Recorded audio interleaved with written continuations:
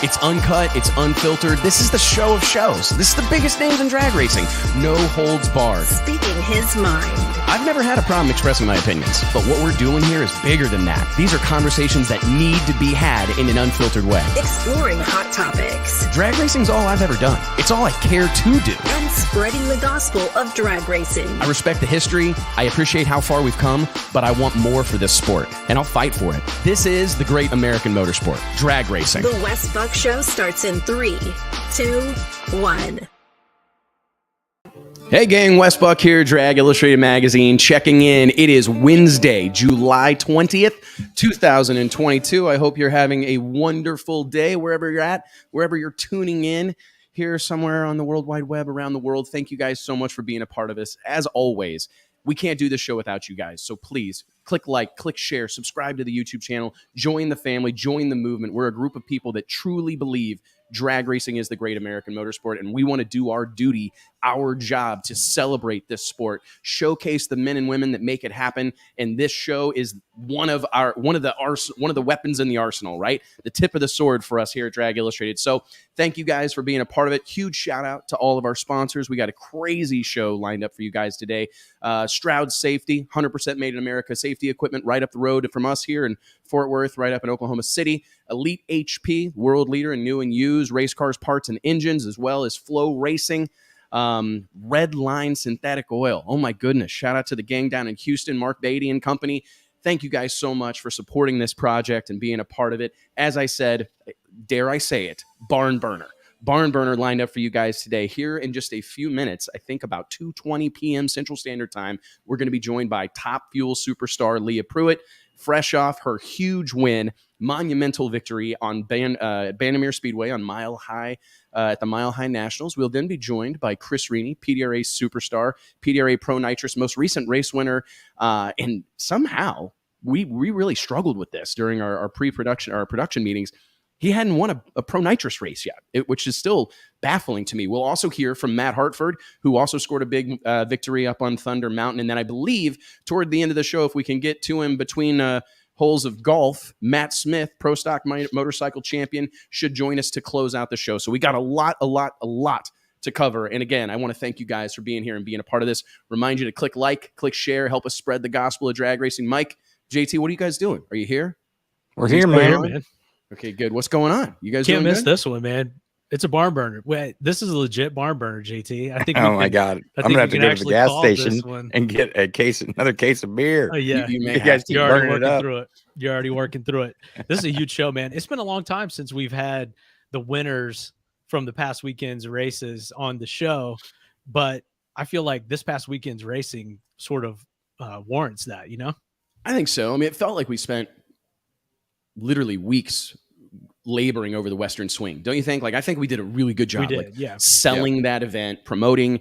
And this really is, it's probably the part of the season that I get the most excited about. I don't know why it's miserable hot out and all these things, but just the unique nature, these different tracks that we don't you don't hear about all year long necessarily. I mean, they are certainly holding events, but it's just they become central to the conversation once a year, right? And it's this 3-race string. All the race teams stay out on the road, and it's a wild and crazy time. And it felt fitting to have the winners on. I don't know that we'll do this like every week, because I do like our wide-ranging BS sessions and bench racing sessions. But it's hard to be held to having all the winners on every week. But I feel like and their connection and everything else, comes into it. They're on the road, they're traveling. We'll see how we deal with that today. But huge event in Denver, always is. I feel like that's an underrated event. We talk about the marquee events and the big, Indy, Pomona, Gainesville, throw whatever you want in there. But Denver holds its own. And I think Leah herself even said that winning at Denver is as big as winning anywhere. And I feel like that's true. I think it's a unique place, man. I mean, we can obviously labor over how it's a challenge for racers, and we'll hear that today, right? We'll hear that anytime you talk to someone about racing at a mile high. It presents a whole world of unusual circumstances that racers typically don't experience. But I can't help but feel it's largely offset by the fact that that's one of the most enthusiastic, hardcore fan bases maybe in the country. I mean, there are very few places that you can go to a major event like that and just meet one person after another that's been coming there for eons. They're brought their whole family. I mean, it's really, really, really unique. And then the facility, like that awesome view. That it's breathtaking. It really is. If you stand on the starting line of Bandamere Speedway or up in the stands or there in that VIP section with the concrete bleachers, and if you're not like a little bit overwhelmed, you've not been around this stuff much. You haven't been to some of the drag strips, that exist across this country that don't even, you know what I mean? Like that place is so spectacular that it's really hard to put into words. And I wish. And also the weather is like 100 degrees. And I think the cooling system under the track really paid off this weekend, because we were seeing a lot of cars going up in smoke as soon as those cooling tanks ended at a half track. Those really came into play, and it's such a gauntlet is what I like to call it, when you go from literally the highest elevation in the worst conditions to possibly the best. And depending on the weather in Southern California or Northern California in Sonoma, where in wine country, where the air could be, I mean, we've seen records set here over and over in the middle of summer. And then you go to Seattle. If you go to like the Drag Illustrated Top 8, you'll see a lot of record runs are set in Sonoma. You know what I mean? Like that's a place that just produces an infinite number of career best and personal best. And it is crazy to go from, because you're throwing everything out the window. Like everything you did in Denver no longer applies. You use that tune up, that combination once a year. But I did notice that Leah said that they used, I don't know exactly what she was referring to, and maybe we can ask her when we're joined by her here in a few minutes. But she said that they kind of leaned on their tune up and their setup from Norwalk and some of the things that they tried in Norwalk. Yeah, because it was hot there, with them. It was super hot there, and brought those things with them to Denver, that approach. And it clearly paid dividends, because even though she didn't stay number one, and that was ultimately surpassed. She was number 3. Brittany Force, no huge shocker, and crew chief. That's a dynamic duo, man. The Brittany Force as a driver and Dave Grubnick as a crew chief. Holy cow. But like I said, that's why we race these things. You know what I mean? Like we don't hand out trophies after qualifying. We do it after eliminations. And I really think that Leah that deal couldn't have looked much better. I mean, granted, it would have been fantastic for the final. I did see some commentary on that online, but man, if you've ever done this stuff at any sort of like significant level, her team did their job. They did their job. Right. Yeah. Yeah. I mean, I don't think in my opinion, it detracts none. Right. Would it have been more picturesque? Would it have been, more of a climactic moment? Yeah, for sure. Right. We want to see 2 cars race for the trophy, but she deserved that win. There's no doubt about it. You guys agree? At her sponsors race. I mean, that's a big deal too. The pressure that comes along with that. She's had success though at Denver in the past, and it's going to be interesting to talk to her about what makes Denver stand out for her, what's different, and what makes it different for a lot of these teams. We saw Matt Hartford sort of claw his way back into contention here with this win in Denver. He had success in Denver in the past. Some of these guys, we talked about this in our production meeting across most classes, but in pro stock particularly, Alan Johnson, he dominated the mountain with the Hemi Mopar deal. What makes some of these combinations work better on the mountain? And so that Denver is sort of something you got circled on the schedule. Like, we've got a tune up for there. We've got a combination for there that we can, get ourselves back into the points hunt and get a win there. Matt Smith, Matt always runs well everywhere. Yeah. But what he did this past weekend in Denver, he earned himself some lead trophies as a result of it. But that was just a complete demolition of the rest of the field.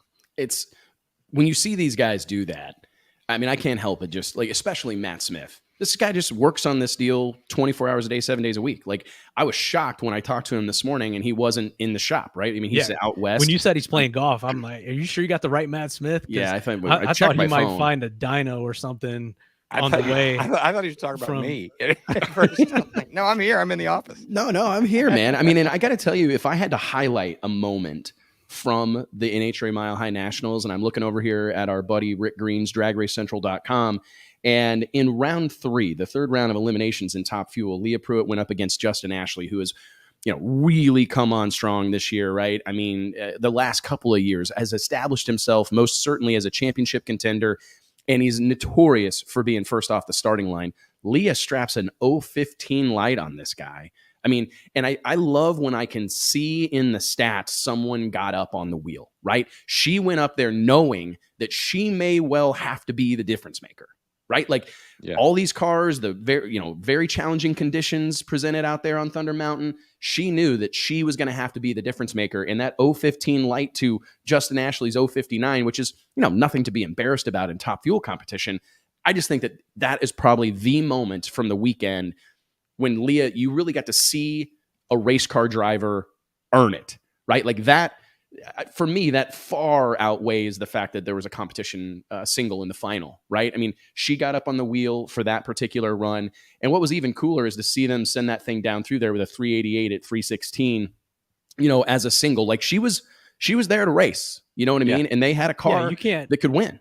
You can't take away anything. You really can't. From her getting a single in the final. And you have to get one lucky round, we'll call it. And I'm not saying she even needed that luck on that round. We always say, Wes, to win 4 rounds of competition in any professional category in any of these sanctioning bodies across the sport, there's an element of luck. And so you're going to have a little bit of luck. It has to break your way.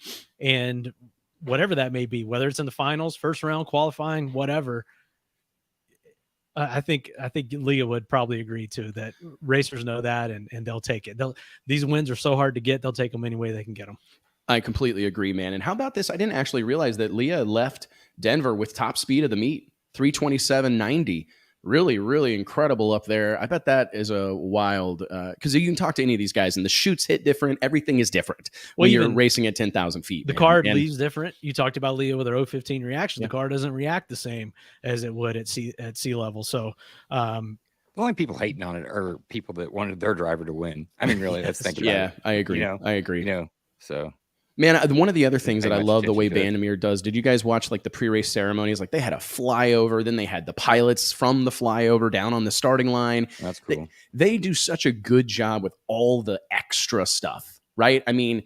For the longest time, it was the Dodge block party or the Mopar block party out there where they take over Golden, Colorado, and they've got cars everywhere and stuff on display and activities and all this different stuff for kids. And it's just a great thing for the community. And I promise you, that stuff sells tickets.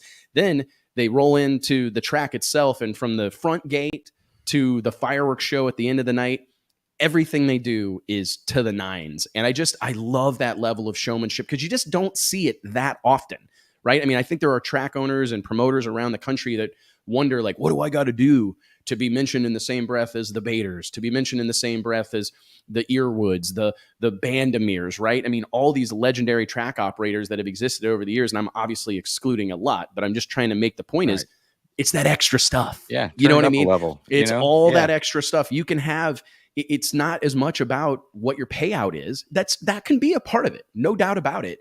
But there's so many other things. I think about guys like Donald Long, the jackets, the thrones, the bottles of champagne, the battle axes, or whatever the hell he's giving out now, right? I mean, it's all that extra stuff, man. That it's kind of the same thing we say about racers. The most. That the extra stuff you do off the track. So many racers rely on track performance only. So many track promoters or owners rely on the quality of their surface or the conditions that they provide. But it's this extra stuff that sets you apart. Leah is a great example of that. The amount of media that she does, the media she did leading into this race, the media she's doing now with us, it all adds up, man. It's the extra stuff off the track that means a lot. That track's awesome too. Like I remember the first time I ever rolled in, kept coming down the highway, look up there and like, oh my God, and then you're going through the gauntlet of to get up to the tower there. And it's just so awesome, man.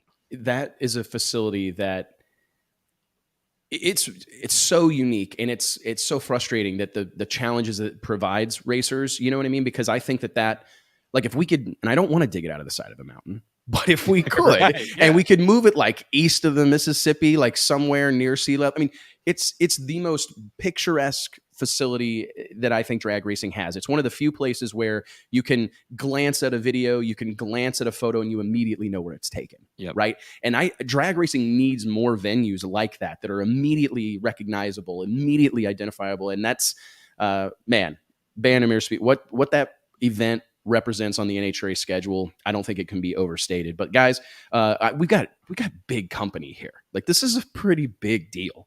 Like at this stage in the game, I'm here to say, hand to God, I don't think there's a bigger star in drag racing than Leah Pruitt. And I want you guys, I'm going to let you in on a little secret. She's here with us right now. Ladies and gentlemen, the one, the only, fresh off a monumental victory, the first Top Fuel victory for Tony Stewart Racing, TSR Nitro, the one, the only. Let's give it up, guys. Leah Pruitt. Yeah. How about that intro? Right? How about that intro? You like that? We need some pyros and smoke machines. I'm getting some pyro and smoke machines. Check out the backdrop. She's got us all one-upped on the backdrop here. Yeah. Oh, well, I mean, that's just a little natural. Just a little. Is that an Indian? Oh my God. All right. It was Don't worry about that Hall little of thing. Fame worthy, like radio broadcast Hall of Fame. I thought I had a dope background. I thought, you know what, man? I got a big screen back here with some stuff. This is phenomenal. I could span around. This is part of Tony's. Are those helmets? Helmet collection. Yeah. Oh. And then there's all those. Oh, wow. Down back there too. Well, let me ask you this, Leah. Do you get excited about your helmet? Do you do a new helmet every year? I totally get excited. I own every helmet that I've ever raced in. And okay, good. And Tony's like, he wants to make sure I continue that. Actually, I've got this one right here from St. Louis. So I add to the collection here a little bit. Like all the time I was at DSR, we would get multiple helmets to change with the schemes because that was part of our contracts. And it, not no two helmets that really fit the same. So you go and race to race switching. So this year I said, I want to get the lightest, the best that I can get my hands on. Went with Simpson with that 8860. I've got one cool, really light paint scheme on it, and I've rolled with it all year. And for me, that's the way to go. Well, and I wish we saw more of that, right? Because I think it can be, if done correctly, it can be like an extension of your personality. And as often as you're photographed in a helmet, and as often as the camera's on you in a helmet, if it's just a plain Jane carbon fiber deal, you're missing an opportunity to like potentially connect with somebody. So I'm glad to hear that. Who paints your helmets? Do you have like a specific guy that you go to? No, I've gone to multiple different ones.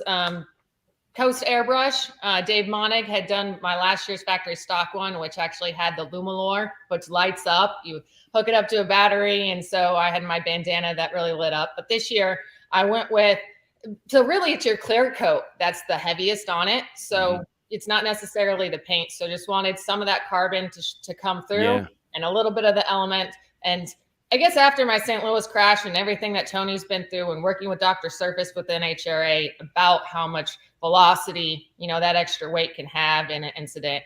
And I had some back issues last year. So I said, I don't want to roll out there with just a white helmet, but one that matches everything. You know what? Yeah. That makes sense, man. Yep. Well, hey, let's get into this. What a weekend you had. Thank you so much. I'm sure you're doing a lot of this stuff, and we really appreciate you taking time for us here at Drag Illustrated. It means the world to us. First off, congratulations. What's it like getting this monkey off your back, right? I mean, I know it's been a tough season, but like it's not a tough season for you're building something. Anybody that's ever owned a business or started from the ground up, it takes time, right? So I never was exceptionally concerned because I know it's a process, but I'm sure it was difficult at times. But I'm sure you knew some of this would be part of it, like par for the course, but getting this monkey off your back, I mean, how does it feel on a Wednesday after that win? I think things have really come together. For me, the happiest that I am is for Neil Strasbach and Mike Domagala, because I have won at Denver before, and it's such a emotional and sentimental place for me. But I mean, not only are we a new team, but for Neil to be lead crew chief and us to have a little bit of our struggles. Like, we started off the season pretty consistent and running well and qualifying decent. And I had my fair share of messing up, and we weren't quite aligned. And then we struggled about 4 or 5 races ago pretty hard with new challenges that the car was bringing us that we hadn't seen before. So for the dedication that Neil has put into the program to get to Denver was based off of our success that we had in Norwalk. I'm elated for him. We believed in him in building this team, and to see that faith come to fruition and the results be there, that's what this sport is about. It's not necessarily just about those particular win lights. You know, this is a new guard of crew chiefs, as I would say, and we have the projection that this team is on and what we stand for in our longevity that we plan to have is, in 11 races, we got our first win, way better than going through a full season, but we knew it would happen. And I think that maybe some fans or some people think that we would be frustrated, but I'm not lying when I said our attitudes remained extremely high. Our communication level between every crew guy, our crew chiefs, and with Matt's team, it was nothing but positive throughout the whole time, and trying to find the solutions to what our challenges were, and not like, oh man. And there was no Tony breathing down our throat about they've got to win and you don't. Like, everything that we kind of knew about operating in a big structure is totally different over here. You can see it in the way you guys, even the way your team behaved, right? Like, in the moment, watching it unfold, like the elation, you could see like the sense on everyone's face. You could see it that it was a breakthrough moment. And sometimes you only have to have those once and things begin to come together, right? I can't imagine like the photo of you doing your leg up thing. That was pure elation. And I tell this to people all the time. That stuff's important, right? Like, it's great to jump out of the car and be cool and collected and say all the right things. But if you want people to know how much you care, you got to show us. We got to see it. We got to see it in your words. We got to see it in your actions. Like Tony Stewart has said, throw a helmet. I understand, whatever. But what I see from that is someone who really cares. And that's how you get other people to care. I'm curious, in building all of this, and you did mention the new guard. That is something we're seeing, right? We're seeing there's been a lot of changes. There's been new people come, some old people come back, bounce around, whatever.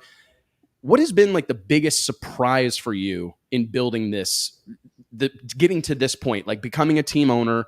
What has been the biggest surprise? Has there been a surprise?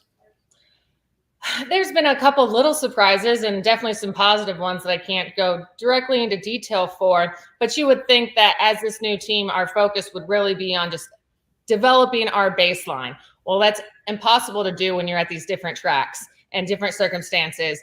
And so while we're trying to do that, Neil and Mike have really been spending a lot of time on some different pathways, some technology, working with Dodge, thinking about what we would do in the countdown, even though 2 races ago we were in the countdown, in the top 10, and our mentality is still there. But we have project days, and it's hard to have project days when you're on a swing, but we can't lose sight of the things that we're working on, and that continued development, things that teams were doing. You know, what made Bernstein great? What made Don really come out, Schumacher, and have such superior cars and teams for so long. It's because they continue to develop. And so we know that we can't be champions if we just come out here and just try and have a standard car with an above grade team. We need to work at being better on all fronts. And so that has been a surprising feature. Yes, we talked about it in, I don't know, Bristol of last year, of like if we had a dream bucket of what we could do. And it started with track development, of knowing that we needed a specific track guy for our Dodge teams to combat the like tens of Toyota people that are out there. We needed our own program. So we've worked really hard on developing that. We have Kurt Johnson, who is our contract TSR. Those that are in drag racing would know him. He's the one that resurfaced Pomona, resurfaced Total Venue Concepts, really well-known guy, like responsible for track prep at many of the most significant drag races in the country. Yeah. And he provides us with really adequate safety data. Oh my goodness, our Denver win wouldn't have been possible without him. Those two lanes are so different, the characteristics of the bumps that are in them. And it takes a talent base of a crew chief to know how to tune to them, of course. But that's a program that we started 8 months ago, and here we are seeing the results of it. And there's other little ones. So those would be the surprising features. And I would say a secondary one is how supportive Tony has been and consistent throughout the highs that Hagen has brought us from the beginning and his team to our challenges. That, man, like, talk about a solid dude as a husband, as a team owner, we even called him on Saturday during SRX. We had a question for him. That's not typically a team owner question. It was more of a race directive performance situation. And that's one of the unique situations that we were able to have, and adds to the enjoyment of when you win and make the right calls. I think he's a good dude. He texts me all the time. It's a little awkward, you know what I mean? And our exchanges are pretty friendly. I think he's a solid guy. No, I'm just joking. But no, it's been crazy to see how well. It's a little surreal when they're interviewing him on the starting line. It's, for me, as like the ultimate drag racing fan and someone who loves this sport, like as much as anything, to see him there, it's to me, and I don't want like our traditional drag racing fans to be mad at me, but the level of stardom and the success that NASCAR has had as a sport, to see him on the starting line as a drag racing owner, it's like the ultimate. I walk around with my chest puffed out, because like that's a big deal for the sport of drag racing, right? And he's not even just there. He's actively engaged. He's there the day after he just competed in an SRX race. And the emotion that he showed, you were talking about this previously, Wes, the emotion that he showed after the win, I think kind of says it all. I mean, it feels authentic. Like, this guy wants to be here. It's not just because his wife is into drag racing. He wants to be here. And that was one of the questions I was going to ask you. You said something, Leah, about your dream bucket a moment ago, right? What is that dream bucket? Because you're right. There is a new guard coming in. I mean, it gets talked about almost ad nausea.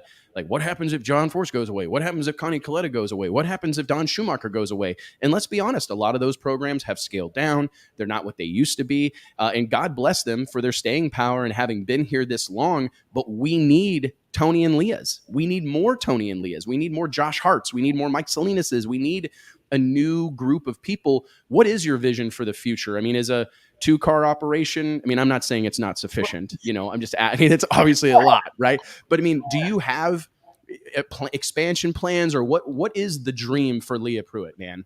Oh my goodness. Well, it's always going to start with a world championship. So it's hard to make any long-term goals after that when you haven't reached that particular one. That's been a dream for so long, and it takes race wins to do it. It takes also enjoying what you do, right? Yeah. Not all of us always enjoy what we do. And so that was the dream, was to create an atmosphere and a team and in our own culture of racing with racers. So that was the dream. And so, yes, it's 2 days after our first win, and that dream will continue to be the same into a championship. I can't particularly talk about any type of expansion because we're still focused on fully funding our teams as we go. That's our day-to-day, making sure that we progress in what we're doing right now.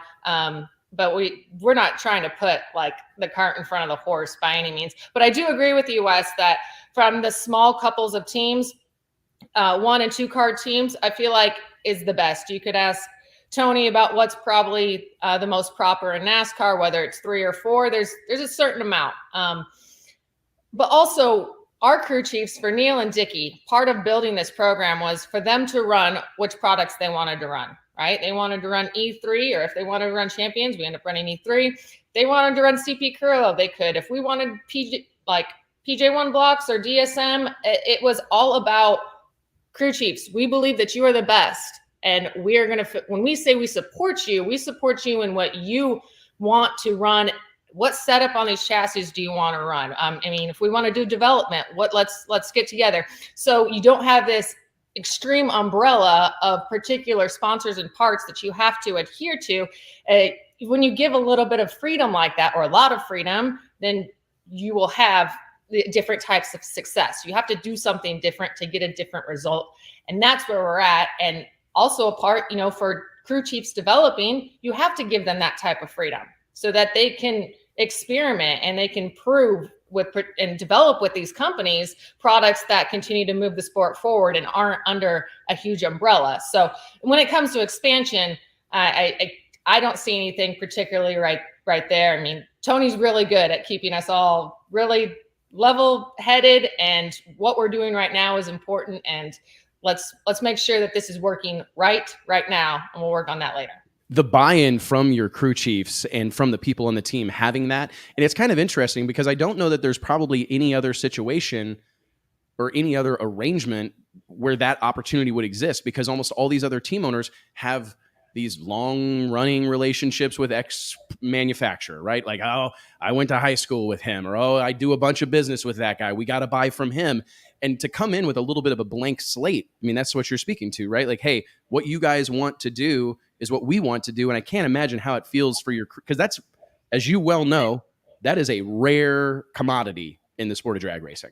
And that's what we tried to build, was something rare and something that that crew chiefs could believe in and enjoy what they're doing. And I'm going to always keep going back to that. That was part of building this culture. And if they enjoy tuning cars and making them go really fast and their hands aren't tied, then they're going to do a better job. And that we want to flourish on our own. And I feel like that's what we've been able to provide.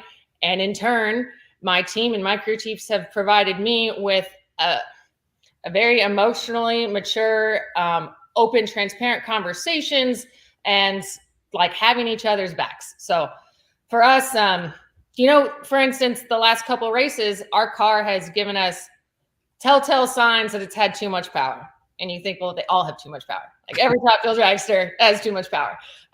Too much power outside of our window. We change tracks, and all of a sudden we go to Norwalk, and we're trying to get this thing and put more into it, and it's just going slower. We're going rounds, but it's going backwards. So not only what we do at the racetrack, but the week in between, and continuing to dive in of what problems we were having, how to fix them, makes me confident going into Sonoma. If it wasn't for the number of rounds that we went in Denver and how conversational that car was, I wouldn't have that confidence into Sonoma that even though it was on the mountain, you still understand our superchargers are freaking hot rods, and they're much more hot rodded than the dynos showed and what they thought they would be. And we're making more power, and we need to tune towards that. And that's something that threw us for a loop for a while, but it's those conversations and not having excuses, basically. Well, and having success at 10,000 feet of elevation, that unique 100 degrees. I mean, everything that you're contending with in Denver. I mean, whenever we used to have the World Series of Pro Mod back in Denver, it was always interesting for me to hear from racers that said, hey, I'm faster at sea level because I learned so much when we didn't have power, right? We got more aggressive with gearing. We tried gear ratios that we never tried ever before. We tried a bunch of stuff that we've never ever tried before. And you realize like, hey, we may not be able to get away with all of that, somewhere like Sonoma, but we can get away with some of it. So I think you're exactly right. I'm curious, in round 3, before you joined us, I talked about you were facing Justin Ashley. You go 0-15 on the starting line. And I said that for me, if I had to highlight a moment where I think Leah earned it, it just spoke to me in that you went up there. And I mean, looking at this, when the stats tell a story, that's fun, right? Because you can look at it and go, okay, here's here's someone who, a race car driver who knew they had to be a difference maker, right? Justin Ashley's a notorious good lever. They've got a great team over there. They've been very competitive, obviously championship contenders. And am I right? Did you go up there in E3 trying to get up on the wheel? You couldn't be more right. So here's the situation that happened. It started the round before. So we were late getting to the lanes because we had to change. We'd changed blocks and the mags were 180 out and we barely got to warm up. And anyway, so I get suited in the car to race Clay. Get down there and I'm ahead of schedule. Whatever. I fire up, do my burnout, and Clay's starter breaks. I didn't know it. It broke. They ended up borrowing ours. He does a great job starting. What a moment, by the way. I mean, holy shit. Okay, go ahead. Right, you're going to do everything that you can. You did a little dry hop, backed up. I thought, are we on a single? Or are we not? We were 30 plus, 40 seconds above runtime. I'm thinking about fuel. I'm thinking about, we're here in Denver. It's light. You're liable to do wheelies. I'm like, I just want to stage. Anyway, I messed myself up. At a 102 against him, he had a 66. I out-pedaled him and we got the win. But I was so mad at myself. So back at the pit, then we had a lot of time. I got my practice tree out. I have it. It's connected to the injector. And after about like 30 or 40 hits or so, it broke. And I'm like extremely upset that the time I need it right now. And now it's getting better. I tried some different things on my phone and I went up there and I promised myself, I'm not going to let anything be a distraction. Yes, Justin, I thought about racing Justin before, but then after racing Clay, I'm like, that shouldn't affect. Now, can I say, yes, that 15 light was on me. I also thought it was orange. Okay. When I hit the gas, I hit the gas and I looked at it when I went by it and I was like, yeah, that, sometimes you need those lucky rounds. Yeah, man. But I saw yellow. I was more amped than I'd ever been. And I am proud of that run. And I'm proud that nothing was really given to us. And we weren't against anybody in the final round, but it still wasn't given to us. I mean, I have goosebumps, like literally, like what an exploit, because you can see it. And when the stats tell a story like that, because and we've heard it 10,000 times. I think we've done 270 episodes of this show. And I know it's like the fashionable thing to say that it doesn't matter who's in the other lane, but like, come on, play with us guys. Like it does matter. Right. I mean, you do want to have blinders on. I get all those things, but like the fact that, you've got a good lever in the other lane that's been running good and you made a difference. Right. And I just think that teams rally around that. Our sport needs more of that, where you took that upon yourself and you were the difference maker on that particular run. And there's going to be times the teams take care of you and times that you take care of the teams. Like we know these things, but man, what a moment. And I think that performance there made the final round completely irrelevant to me, right? Like, would it have been more, whatever? It may have been maybe another page or two in the story if you got to outrun Sean Langdon in the final, but the way it played out, I just think it's a spectacular deal. Tell me, what has your sponsor? You're one of the most visible racers. There are statisticians and historians that claim you're the most visible drag racer of all time. Your relationships with Dodge, Hoonigan, the list goes on. Crystal, Sparkling Ice, which we're going to get sponsored by them so we can chug those things on the show. You need to make that happen. You also need the plus caffeine Sparkling Ices. Okay. Do we have caffeine and booze in one of them? That's up to you. I mean, they have the sparkling. Oh, you just drink them together. Well, they have the spiked, which is the cocktail, and then they have the plus caffeine, which is just plus caffeine, or they have the non-caffeinated. Oh, so what we would do here at Drag Illustrated is we would cut, like traction compound, the sparkling ice with the caffeinated version. I mean, you get that's the beauty. You get to do whatever. And add Tito's. Yes, and then just pop it off, right? I think Well, to your point, when I say I'm very thankful for the people a part of this, one of the very first ones was Dodge, right? Them to go out on a limb with Matt and I and Tony building this team. But what they haven't veered from is all of the activation that they do and the way that they put Matt and I on these pedestals in our teams, as if like nothing happened. A lot happened. New teams happened, but they continue to drive us forward. And that's why you see more of us out there. Mobile One, they have the Mobile One grid that goes international of our features. With Sparkling Ice, we have casings We do store appearances. We give out free tickets. We do giveaways. You have new partners like Rush Truck Centers that supply us with trucks. And when we have, when they break down, we get to talk with more people. I guess that would be, our partners are so active that we get to reach so many different people. So that's a big deal. It's huge. Yeah. I mean, and I wish there was more. Like, a lot of times I look around at our sport and I go, man, if the sponsors would take more of an active role, right? I mean, you need them. It's a two-way street. I mean, and I know a lot of times when like a company comes in and they're writing a check, I'm sure that there is some assumption that you're going to do a bulk of the work, but they really, they have to make that investment matter. You know what I mean? And like to your point, Dodge has done a tremendous job of it. I think in Napa and Ron Capps, like, it's a huge victory to see him in commercials. You know what I mean? I would say a company needs to subscribe to the workload that goes along with partnering with the team. So if a company believes that they're going to carry all of that load and rely just on them, on their TV exposure, or to even get analytics back, I know that that's not the recipe for success. For every single one of our partners, Dodge, Mobile One, Sparkling Ice, Gear Wrench, I mean, they have people in place full-time and or with agencies that take on our program as their own, because it's part of their job. So there used to be a number about whatever you spend on sponsorship, you should allocate at least 25 to 30% of that and add that to it. And that's what they have to spend internally in order to make that marketing program work. So that's when you start there and you understand with these conversations with these companies that this is a relationship that you have with them, and they have to give more than just money. They need to put time in people and reps that go to the track and understand the sport and understand the media and really make what their investment is, do the work for it. And that's when they become successful operations, and you have multi-year deals and you get to live your dream like I do and race cars for a living,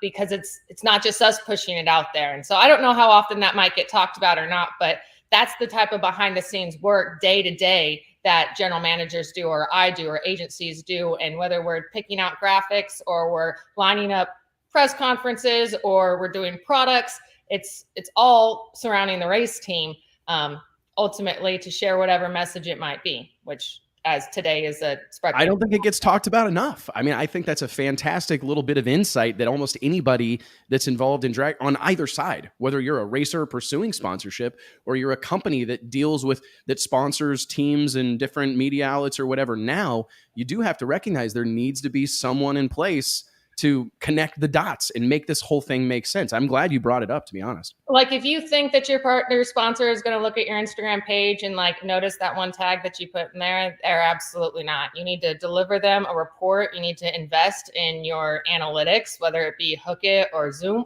or whatever it might be that goes, here is my report card and how well I did for you. And here's how I'm going to do more and better next quarter. And it's sixfold of what you spent. Like, well, if you are a full-time working person and you race on the side, how are you going to do that and justify that partner spend? That's why you see these big teams that have all these other people that you don't know what they do.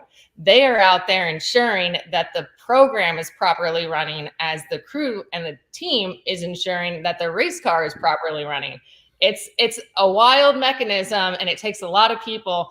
And I wish I knew that growing up, that of what those fingers took and where they needed to be. But that's why it's so emotional, like for me, to win the Dodge Power Brokers race in the Dodge car with all of those individuals there that work every day, ensuring that our program does well. Like, that's why it's so much bigger than me. Yeah, close your eyes and think about sitting on a cabinet in the Laganas trailer in Norwalk, like in between helping him on the clutch, right? And now you're here winning at the Mile High Nationals. I know you got to bounce. Thank you so much, Leah. We appreciate you being so generous with your time. We'd love to do this again sometime. Go win the next two so we can talk more. All right? That would be fantastic. Thanks everybody for listening. Thanks, Wes. I'll see you guys later. Talk to you soon. Thanks, Leah. Bye.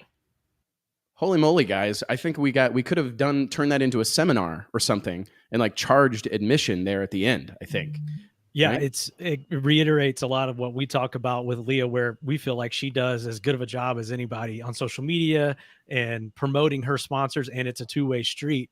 And the fact that Leah submits a report card, does the analytics, and says how she's going to improve the next quarter, that kind of sets the bar for, you know, your weekend warrior or people that aren't at her level that want to get to that level. That to me goes a long way. And like she said, getting and retaining those sponsorships and making them multi-year deals, which is what she has. We get asked about it all the time too. Yeah. And I mean, just listen to what she said. And it's great for these companies to hear that too, that, you know, it requires their help as well. And I think she said, what, about 25% goes back into them marketing it as well, Yeah. you know, internally. So, I mean, when you think about that, you know, it's not like you just give the check over and they're going to do all the work and all of a sudden you're sold out of everything and the shelves are empty. Yeah, everyone. It's not a sticker on the window anymore. It's not a sticker on the side of the car. It's exactly the same as that, and the same as at the magazine, where we get people that want to run one ad one time, and then they go, I didn't get anything from that, man. My phone's not ringing or whatever. It takes time. It takes time to build that, and you've got to be consistent. And speaking of consistency, I think that Leah, we'll see how she does on the rest of the Western swing, but past history bodes well for her. Last year, they were runner-up in Sonoma and won in Pomona, which was part of that stretch last year. And she's won in Denver previous to this year. So something about the Western swing, whenever this time of year rolls around, I think she's just sort of hitting her groove. I think so, man. I mean, she went from outside looking in to 6th in points. Like all of a sudden you're like in the championship conversation, and it happens overnight. And it's a good reminder for everybody how quickly things can change. Like no matter what's going on, it can change in a hurry, good or bad. And it's just been, for me, I think like my closing thoughts on this, and I'm being 100% sincere, and I don't want to piss anybody off because people get mad at me about stuff, but it is painfully important to the sport of drag racing that Leah Pruitt is successful. Like if I'm in HRA, I'm paying for their track guys. Like if I like it is, we cannot have a better ambassador for our sport. I mean, it is painfully, and I know enough on the backside, like talking to people at NHRA, I know the metrics, I know she moves the needle. And to have someone like her that's well-spoken, willing to do this stuff, because one of the issues that drag racing constantly contends with is a large percentage of the population of drag racers, even professionals, don't really do this for a living. So they don't have time at 2:00 on a Wednesday because they're trying to run their company or run their business or whatever, right? Leah, the availability that she has, and she makes herself available doing all this media, we need her to be successful. We need this team specifically to be successful. And it could be, we could be looking at like the next John Force, right? I mean, she's got the gift of gab. It's very similar to that. I actually was thinking that I think what sets her apart is the fact that she worked her way up through the ranks. And so she values where she is now, and she knows how hard it is to get there and how quickly it can leave. And she works at it like she's not one of the biggest stars in the sport. And I would say the same for John, working his way up when he was, sponsored. He had like every sponsor possible on the side of that car, like the brute force car with the Wendy's and the Jolly Rancher or whatever else was on that thing. And he worked his way up to become the biggest star in the sport, but he still, I think at this point he's kind of handed the reins over to Brittany and Austin Prock and Robert Height, but he still works at it and promotes and goes after these sponsors and tries to deliver that ROI. Does the trade shows, the appearances. Like we posted a graphic on social the other day, and it was a John Force quote talking about living at the ropes.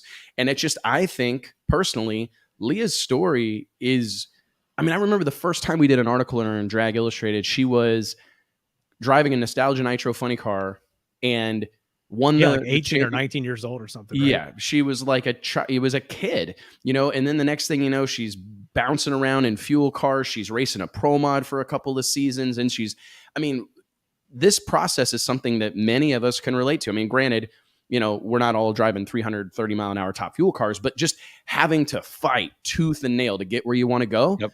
It's something that I think speaks to the racing community. I'm really, really glad to see her in the winner's circle. For a long time too. No doubt. Longevity of what she's done and hustle for as long as she has. There's a lot of people that would, probably hang it up at some, absolutely. I'm so wore out of doing this. Well, that reference, when I referenced her, sitting on top of a toolbox, I did a selfie interview with Leah in Norwalk in like I mean, that's the thing is, it's not been that long ago. And she was literally just racing any car that she could afford to drive, to rent. Yeah, I remember that. Yeah. I mean, And crewing on cars. and Yes. crewing on cars. And it's like that, to go from that and then a few years later to be in the winner's circle with driving a Top Fuel car that you own, a team that you formed. It's really, really incredible. Guys, let's take a second here, pay some bills, and give a big shout out to our friends at Redline Synthetic Oils. Let me take a minute, remind all of y'all that the Wes Buck Show is brought to you by Redline Synthetic Oils. Redline has a reputation with racers and hardcore enthusiasts for creating products that perform and protect better than any on the market, and they've been doing it since 1979. Whether it's your race car, your tow rig, your motorcycle, or your lawnmower, when you think about lubricants, you need to think about Redline. For more information, log on to redlineoil.com. Make sure you tell Mark and the gang that we sent you.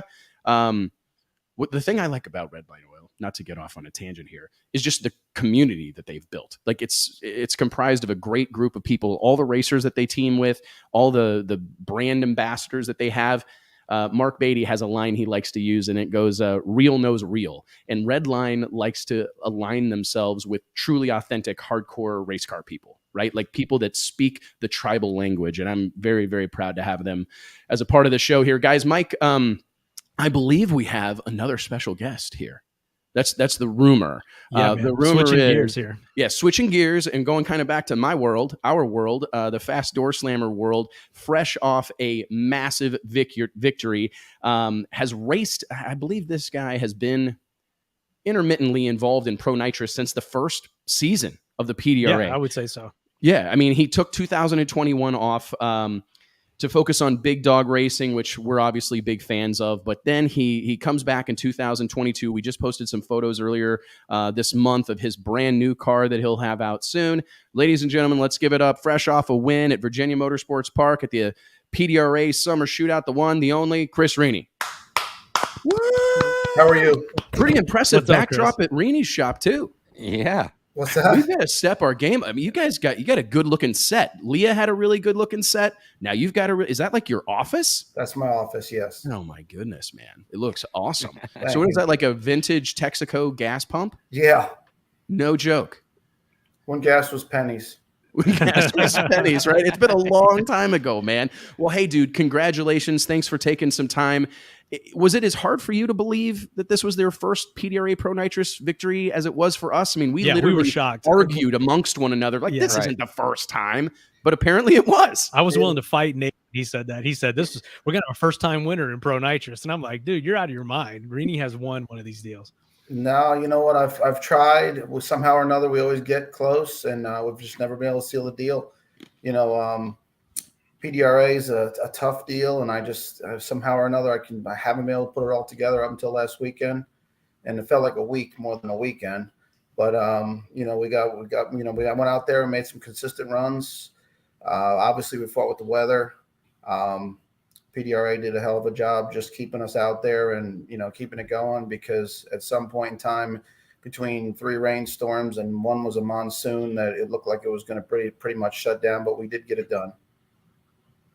I couldn't believe it, to be honest, like the way that it continued to happen. Huge shout out to Tyler Crossnow and the team at PDRA, because it really was a Herculean effort to even get that race off. But going back to you getting in the winner's circle, we posted a graphic on social media earlier today, and it was just a quote. And this is something that I'd like to talk about.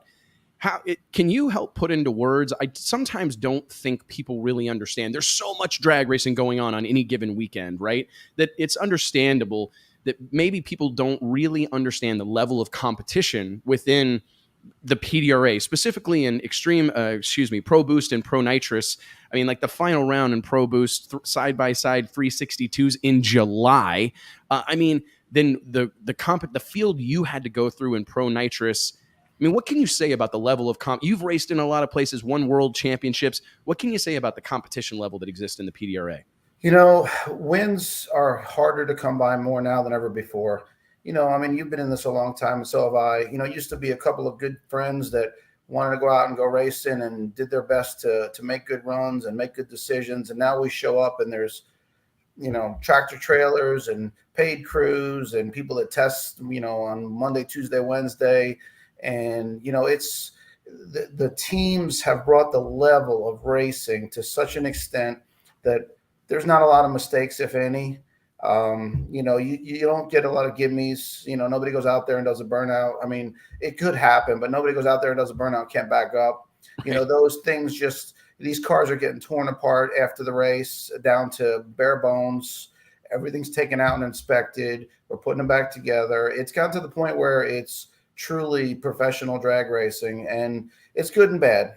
It's good for the people that are already here and doing it and have the equipment and the financial backing to run like that. And it's bad because, when I first started racing heads up, I mean, it was me and one guy, me and Scott Gazzali drove to NMCA, and we drove around the country, and it was one guy, and, we were two guys trying to win races, and we could do it.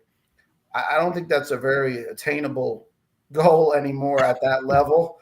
And, Right. Sometimes the car didn't even come out of the trailer between races, and it was, you can't race like that anymore. And when they ask me, what's your feeling and what kind of win is this? I mean, it was an incredible win because, I went through a couple of big guys to get to the final round, and they're all big. It's not even there's a couple. When the field lays out, depending on the track conditions, is your first round or your last round could be your hardest round. And it's gotten to the point where, you got to be sharp on the tree, and your car's got to make a good run. And we just, we had a weekend where we put it all together. And then we do E1 and E2 in a completely different track condition than the semifinals. I mean, it rained for 35 minutes like we were going to need an arc to get out of there. And then Tyler got the track dry, cleaned it all up, scraped it, gold dusted it, prepped everything wall to wall, and we had it was like we changed racetracks. And that was a tuner's race too, because, hats off to Brandon Schweitzer. I mean, we went in with a completely different condition on Sunday, and then it changed completely different once again for the semifinals. And we didn't have a bye run. I mean, we never had a round where we didn't have an opponent in the other lane that could beat us. And it was a good win. It was a good win from the team, the guys that helped me weekend in and weekend out. I mean, some people that are at home don't realize the dedication and the time that goes into all this. I mean, time is precious to all of us. We're all fighting that clock. That hand moves slow, but it's quicker than you'll ever be. And, I mean, I got to say that, between the equipment that everybody has and the equipment we have, I mean, ATI Performance Products, their transmission was flawless, and it's been flawless. They keep making improvements on it. Buck racing engines. I mean, you got to have reliable equipment. You got to be on top of your equipment, and it's racing. Everything is run to the ragged edge. The duty cycle of everything is past the extent of imaginable. How much load is on every part in that car. And at any point in time, a 30-cent item could make you lose the race. And it's not even just a 30-cent item. It's the 30-cent item is the one that really pisses you off. But it's could be the $10,000 item that loses the race. So it's just they say there's 100,000 ways to lose and only one way to win. And then you always seem to find the way to lose. There's no doubt. Tell me, your relationship with Charlie Buck dates back like well over a decade. I think back to 2008. What was it like, especially Pro Nitrous? One of the unique things about this particular style of drag racing, and something that I think we all get excited about, is the various engine builders, right? Everybody's kind of got a flag that they're flying. What was it like for you to deliver that win to Charlie and Robin Buck? I mean, I know that's a long-term friendship that you guys have had. They've been a name out here in our industry. They're obviously great people. I mean, Buck, West, I mean, come on now, awesome people. But seriously, what was that like for you to deliver them a Pro Nitrous victory at this stage in the game? It was great because we are one of the only two teams out there that have a Buck engine. And, we're kind of the underdog as far as volume of amount of 959s out there. And I mean, they built a really good piece. Charlie and I and Robin, I mean, we have more than just a friendship. I mean, they helped me get to North Carolina. I mean, they were like parents to me. They were my foster parents. And, they helped me. Like, I left my rig there. I mean, my stuff was parked there for years before I had any place to put it down here. They really build a good piece. Charlie and Tim put their heart and soul into everything they build. Those motors are as good as gold. Obviously, you see this year we came out with a borrowed car, basically, from Bryant Mariner, which is the big dog car, and we switched it over to the 959. And we've been competitive pretty much right out of the gate. We did no testing in the off season. Everything came together last minute, as per usual with drag racing. It's a big rush to get to the racetrack and get all your stuff together. And obviously with all the material shortages and lack of labor, I mean, we literally put the car together. I picked up the car from Brandon's after, he fired it up and did drivability and once over on the whole car a week before the first race. And we came out pretty strong, and we've been really consistent as far as running in the front of the field. We went to the semis in MIR. I was a little bit amped up. I had Jim Halsey, hell of a competitor, hell of a team over there. And I just grabbed a little bit too much tree and obviously turned the bulb on. But, we're going rounds, and I got to say that, Charlie's Motors, I mean, from the smallest street motor to the 959 stuff are pretty badass. And, he built us a good product. It's reliable. He's there to support it. And, this year I was really worried going in with lack of parts. We tried to stock up over the winter, and I think we did a good job stocking up. I tried to pre-plan as much as I could so I wouldn't be behind the curve, because there's no more expedite. We're in this new world, of parts are forever, materials are lacking. But, like I said, I mean, every time I bring my motor back there, they go through it, from head to toe. We've had a good run with the 959s. We've yet to really prove their ability. And I think they're as good, if not better than everything out there. And I think, as we get through the rest of the season, we got a good program, and hopefully we could, get to another winner's circle. It really is amazing, the level of competition. I say that all the time. I think sometimes people get hung up on the fact that there's not like 60 cars, but the cars that are there are the fastest car. Anywhere else they would decide to go, they're domineering, right? I mean, if the level of competition and that group of people, sometimes it gets slept on a little bit, because I think people get excited about volume, right? Like, oh, there's 70 cars at this race or whatever. And it's like, yeah, but how many of those cars haven't been out of the trailer since last year?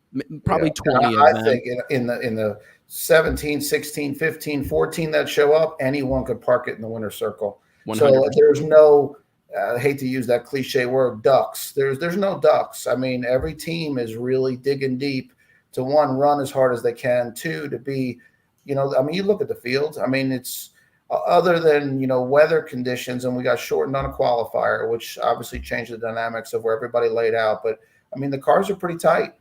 I mean, it gets to be, some of the races where we don't have weather and the track conditions are killer, or we're in the spring or the fall, it looks like a pro stock field, There's from no the doubt. first car to the last car. And we're separated by hundreds, if not thousands. And that's where, it's like I said, it's when you let go of that button and make the trip down through there. I mean, it's anybody's game.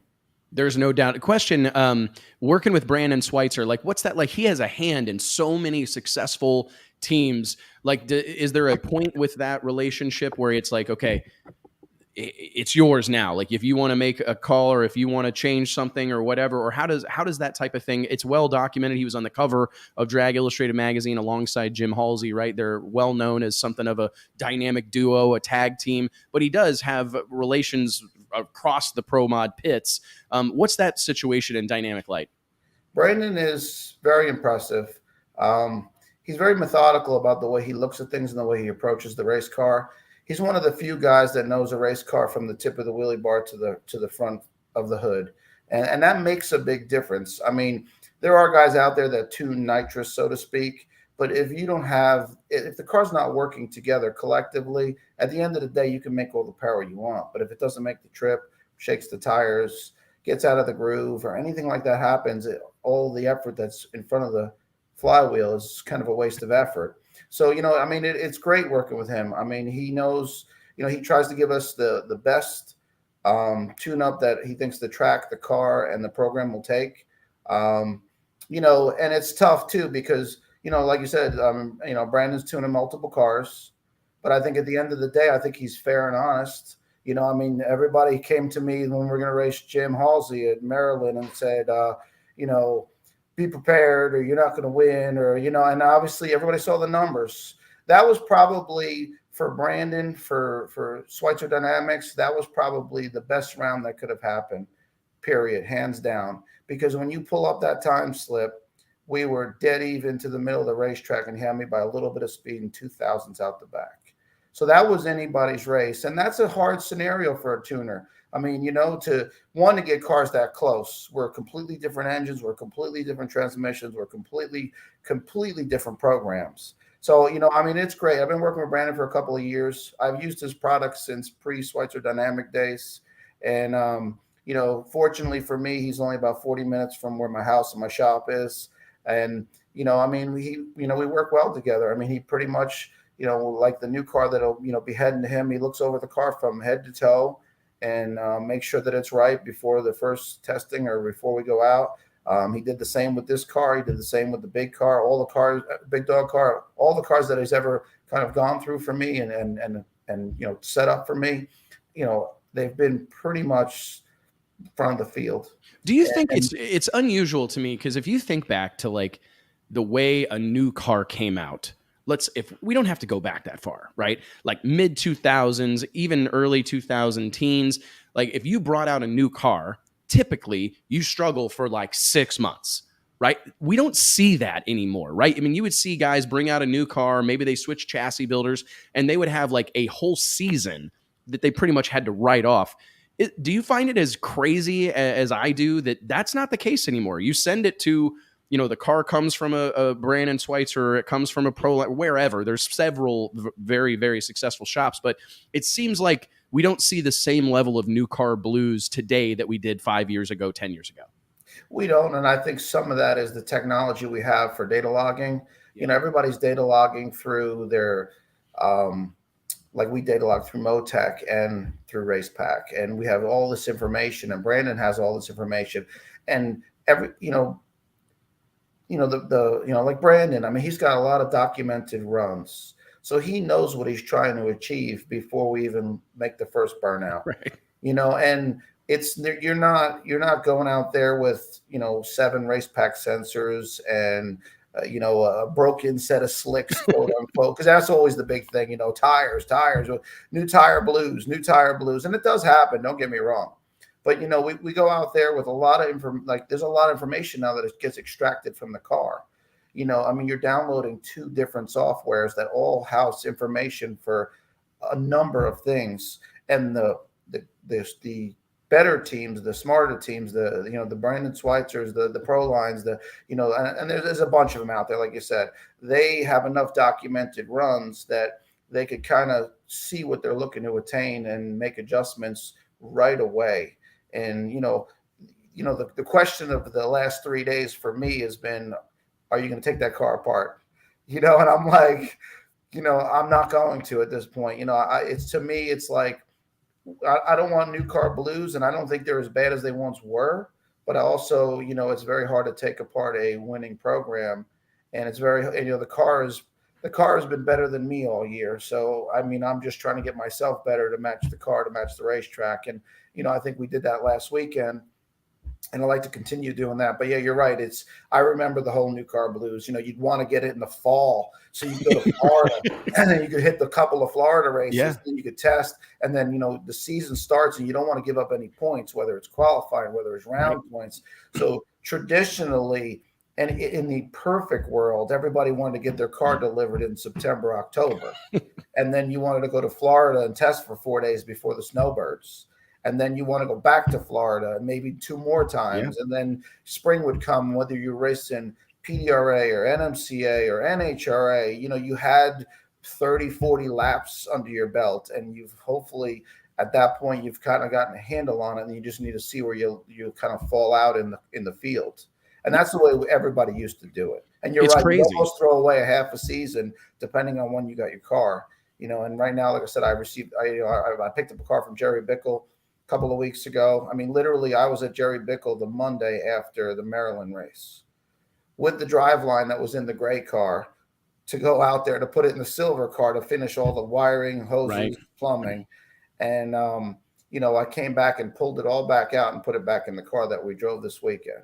So how much, I mean, as you said, you don't want to take apart a winning combination. How hard will it be? I mean, I'm sure you're excited about the new car, but will this success right now kind of delay the debut of that hot rod? It will. Yeah. It will. Initially the plan was We were going to get through this race and then tear it apart, put everything in it, get it over to Brandon's, let him go through it, make sure everything's fresh, do a couple of days of testing, and then go to Maple Grove.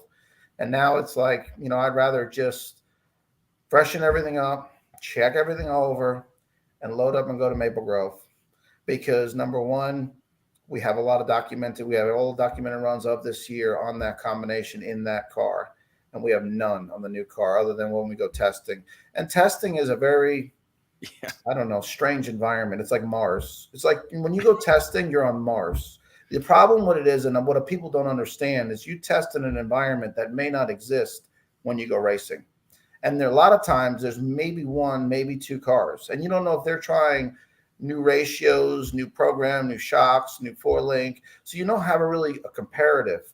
When you go to a race, everybody's trying to go A to B and make a number and then improve on that number. So I would just hate to put the car together, go testing, be successful, and then we show up at Maple Grove. Conditions are completely different. Weather's completely different. And now we got to fall in the field with cars that have been running for years. So, it is a different scenario as far as testing to real world racing. It's interesting to me, and I appreciate because that's something that doesn't get talked about, especially depending on where you test, you also may Chris Rini shows up and the local yokel track prep guy is wanting to make a positive impression on you. So he's busting his ass, dragging this thing, spraying it. And you go out there and you go we're going to go right down this, but we're not going to race on a track like this ever again.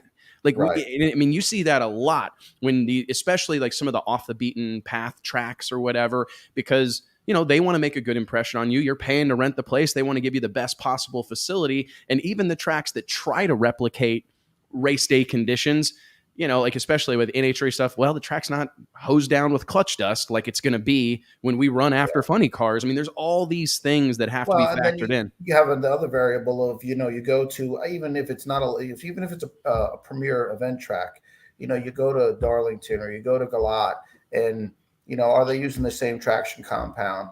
One guy has a one track prepper has a preference to rotate it and another wants to flat drag it.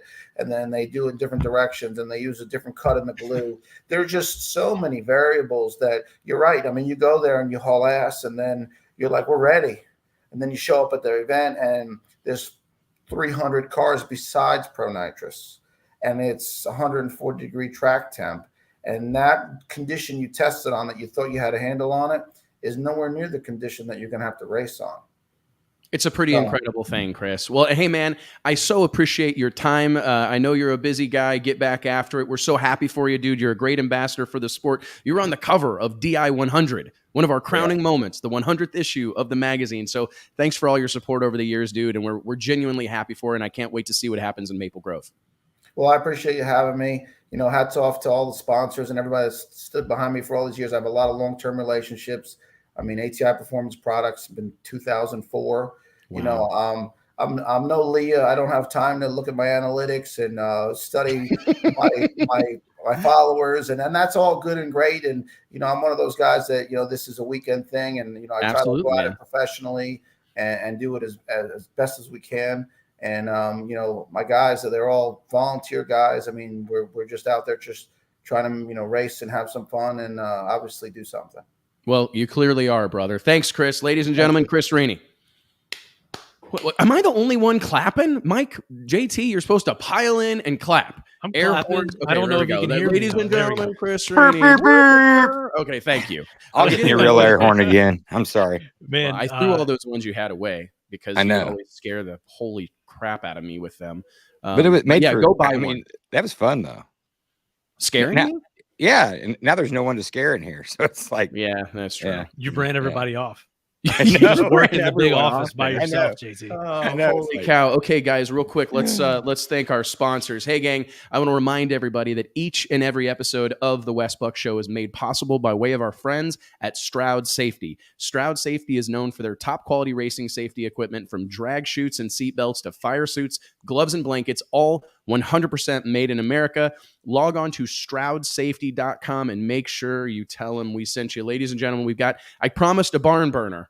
Did I not? I promised a barn burner, and it has absolutely been a barn burner. We start the show off with an in-depth conversation, candid, right? Talking off the cuff with Leah Pruitt.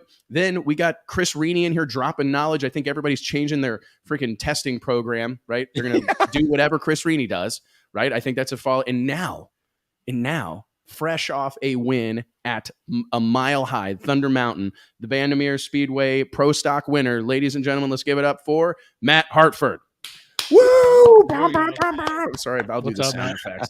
Hey guys, What's how up, you doing? Man, Good, how we you are doing? doing wonderful, dude. How are you? Congratulations.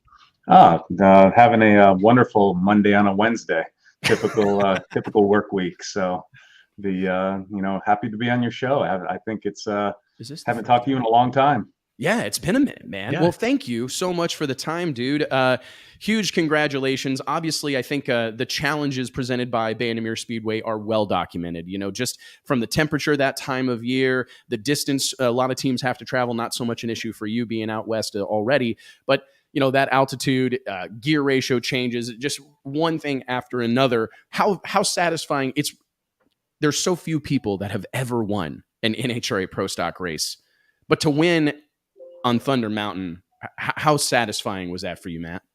Well, let's go way back. You know, you go back to 2018. I won my first Wally in NHRA Pro Stock, and you know, I always said if I could win one race, I could retire, I could quit, I could be happy. And then I decided that one Wally needed a friend, and I should have just went on eBay and bought a second one. It would have been a lot cheaper. But you know, you transfer them all the way down through. We get to Denver in 2019. And we run it up to Greg, and we run it up because I drove like crap. And had I figured out what that shift light meant, we probably won Denver in 2019. So we came back to Denver this year with a vengeance. We knew we had a good program. We knew, you know, how to run up on the mountain, and we said if we can just get a little luck, which we did.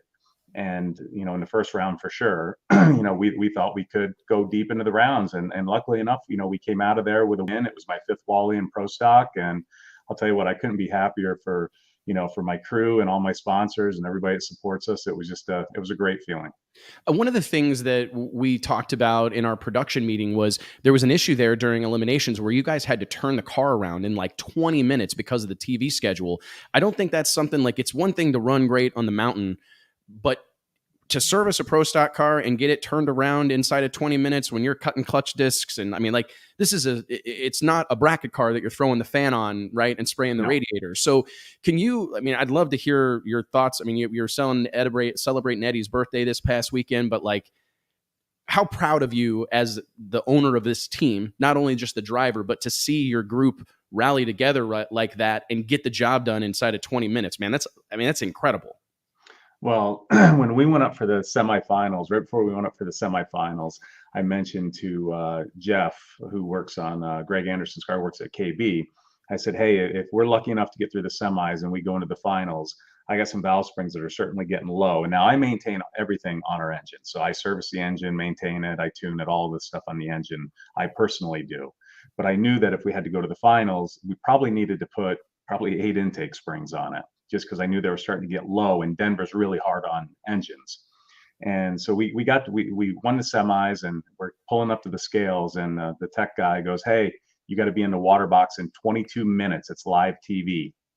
And we're like, what? He says 22 minutes. And so, you know, we got back to the pits as quick as we could. And Jeff came running over because I had asked him, you know, like, hey, I'll probably need some help if it's a tight turnaround. And him and Greg both came running over, and they popped the valve covers off before I even got the computer downloaded. And you know, Dallas Glenn, he went back and started packing the parachutes, and you know, DJ and Kyle, everybody just kind of rallied around our existing team, because you know, we got my brother Adam Bastion, who was he does the clutch on the car. KI had the transmission out of the car. You know, Eddie's inside trying to make decisions on transmission, clutch. I'm working on the tune-up in the laptop. We're trying to get the car cooled down. And, you know, had we had an issue, we would have needed the extra help. You know, the fact that everything was good and we ended up not even putting springs on the car, you know, we would have been fine on our own. But having all of that group come over and just assist us to make sure that, you know, it gave KB the best opportunity to have their engine win the race. You know, it's really rewarding to know that we got that much support out of our competitors, because they're really not a teammate. They are teammates in a sense because we use their same engines, Right. but we're an independent car just leasing engines. So, it was a tight turnaround, and my wife Amber said, she says, not having our golf cart run for the last 2 runs was the biggest issue we had, because our golf cart's got 25 horsepower and can go up the hill in Sonoma as quick as most cars can come down the hill, and we had Kramer's golf cart, which is extremely slow. So make sure when you see Mikey Heiner and Dave and Derek, you tell them they need to upgrade their golf cart. Oh, you can't. I hate that. I mean, you want to talk about something that JT is a golf aficionado, and a golf cart that won't run. Oh my God! Especially if you rent one somewhere. Theirs was better than ours because theirs ran. Mine was true. not running. Yeah.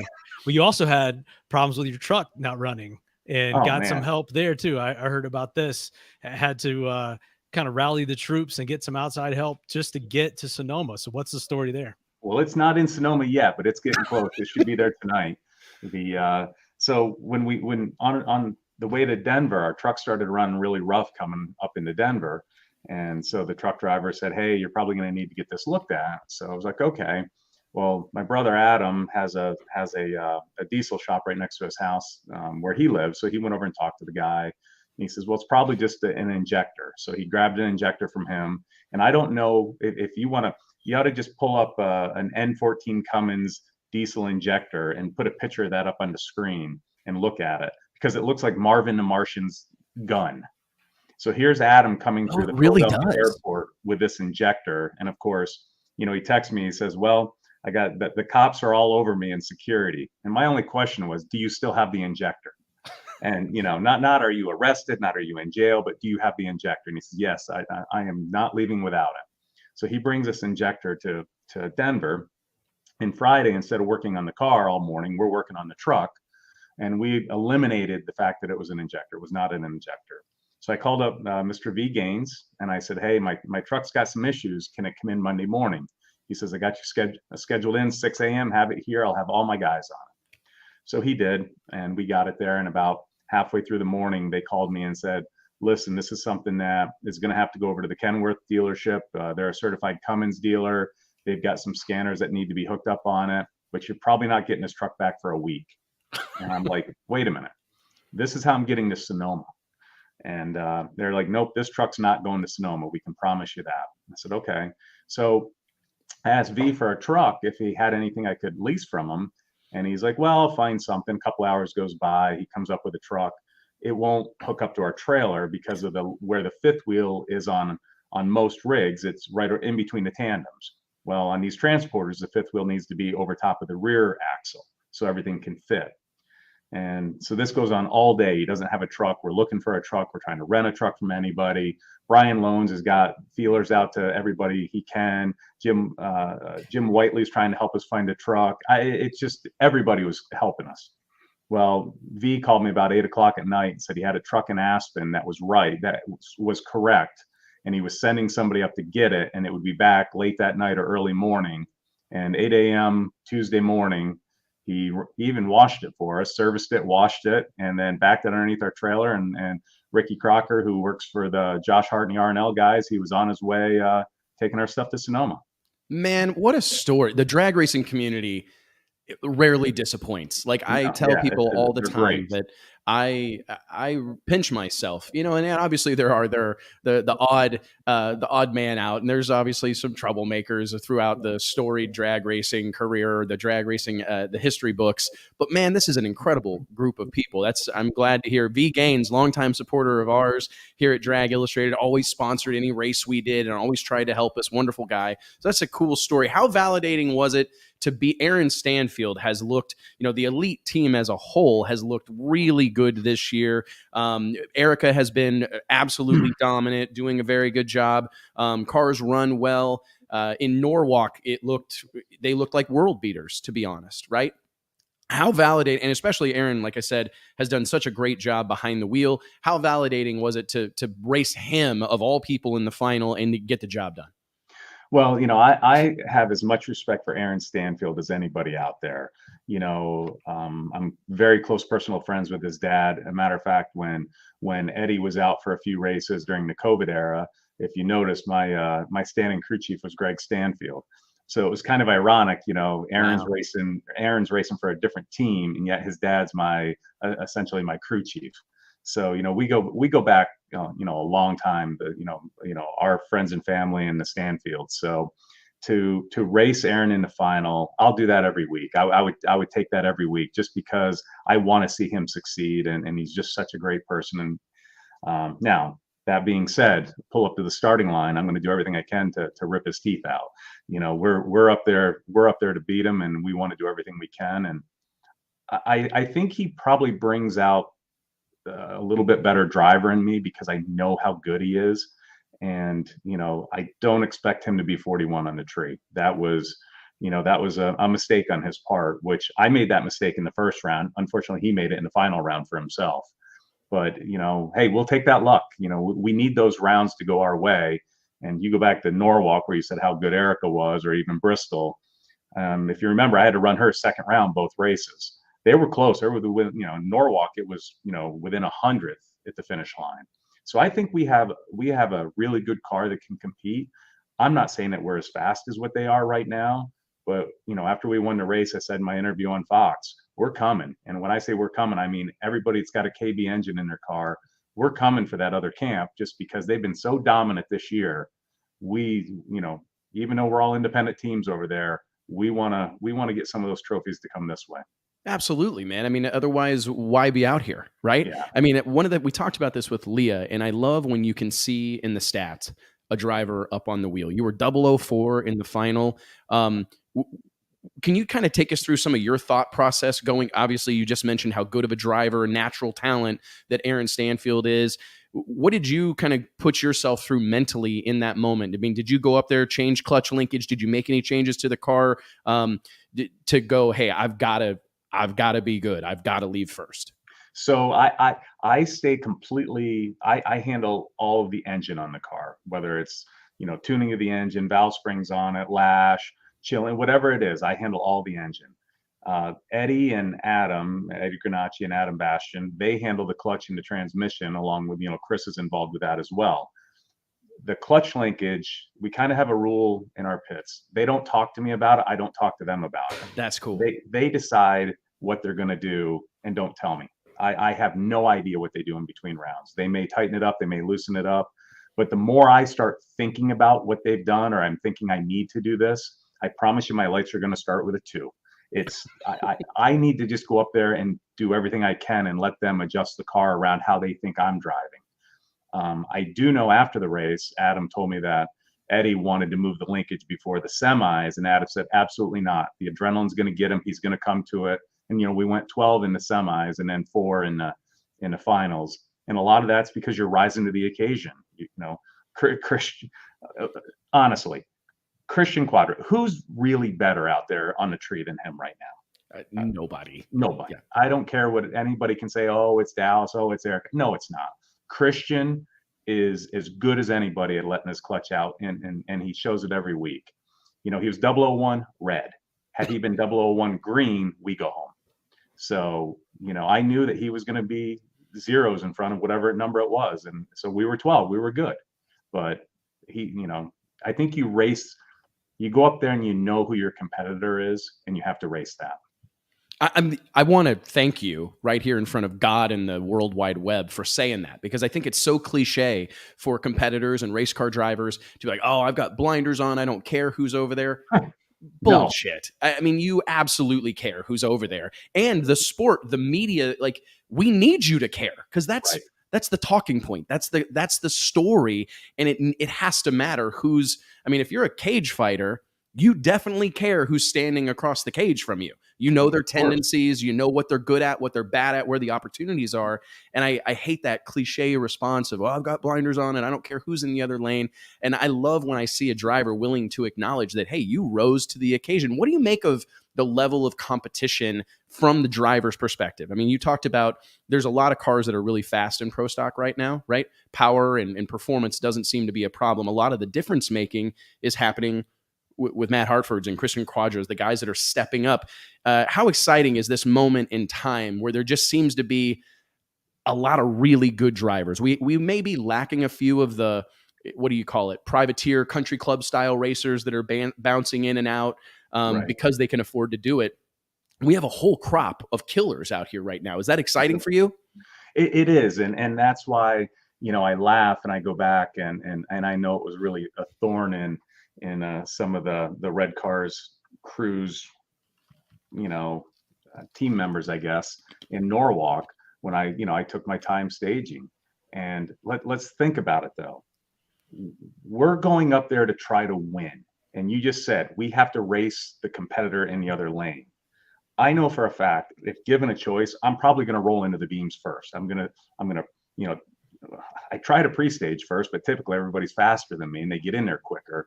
But if I'm just as happy going in first on any given day, well, there's certain people that I know that it just honestly it just annoys them that I wait. So what do you want to do to somebody that you have to race? You want to get under their skin any way possible that is within the rules. Now, if you notice, I think with Christian, I was in first, and Derek, I was in first. You know, when I race the red car, I'm going in last. You know, and that's just a known factor. And everybody laughs at me and they say, we know you're not going in first. You have to try to evaluate who's in the other lane. Is there anything that you can do in your power to get a 1,000 advantage or a 100th advantage, meant whether it's car performance or just in their head? And, you know, Aaron tried to do that to me in the final. He rolled right in over top of me. As soon as he was pre-staged immediately. As soon as I rolled into the pre-stage beam, his stage bulb came on. You know, that was a planned, you know, they executed that as good as they could to try to get in my head to try to rush me. I just gave Aaron a good 5 count and then rolled on in. But it, you know, and luckily it went our way. But look, you don't get guys like Ricky Smith that named Tricky Ricky for no reason. You know, you look at all these guys throughout all these years.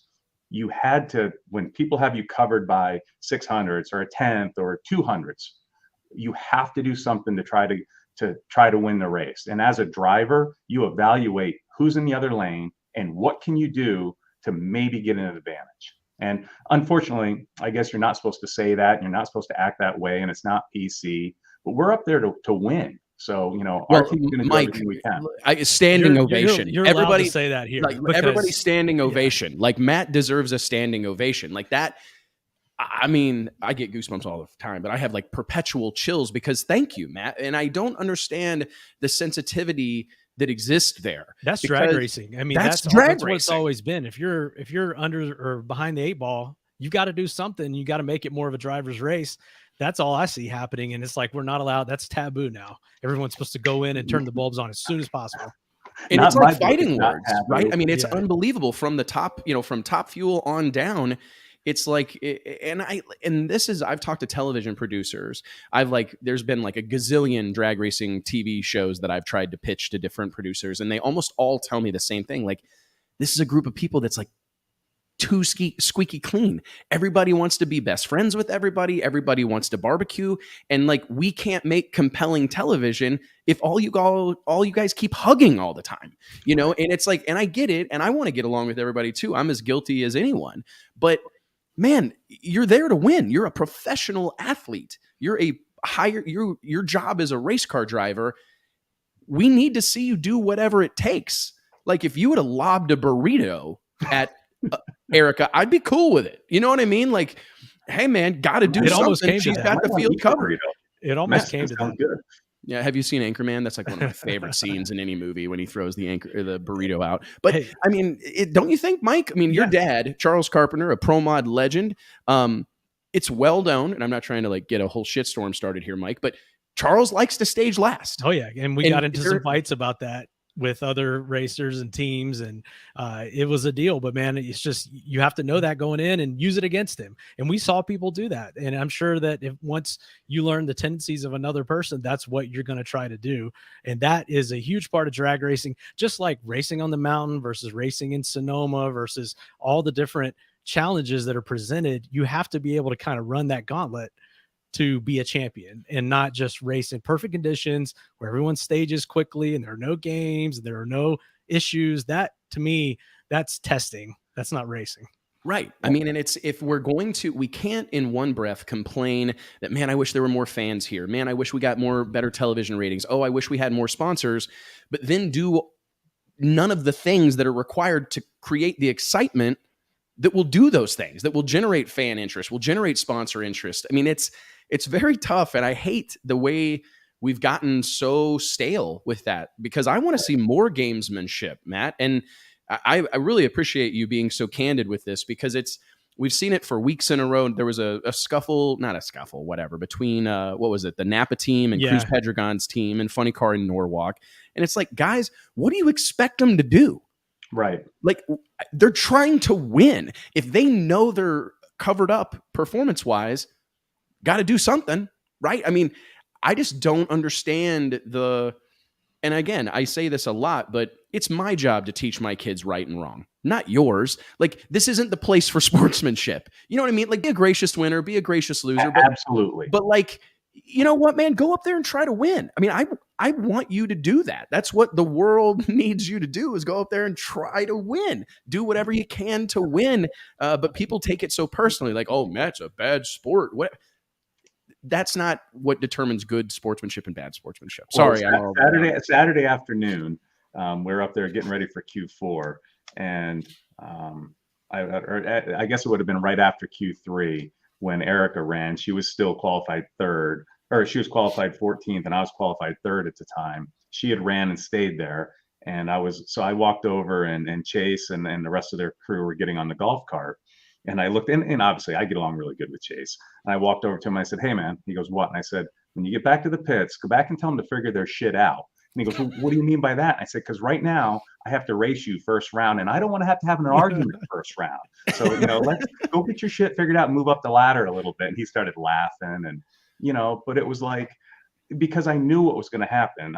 It was going to be another one of those staging issues. Right. There was already, still drama from the last race. I didn't need that first round. I didn't want that first round, nor did I want to race her first round. So you're way more verbose than I have given you credit for historically, Matt. So while I've got you here, can you talk about like some of the nuances of, I like anything we can do to demonstrate the level of difficulty of driving these cars. I feel inclined to do, because I think we've talked about it before, but when someone sees Travis Pastrana, this is my go-to analogy. Whenever someone sees Travis Pastrana do a backflip on a dirt bike, like, that shit looks complicated. That looks scary and hard. And drag racing, unfortunately, especially from the television perspective, it looks like a car driving down the track, right?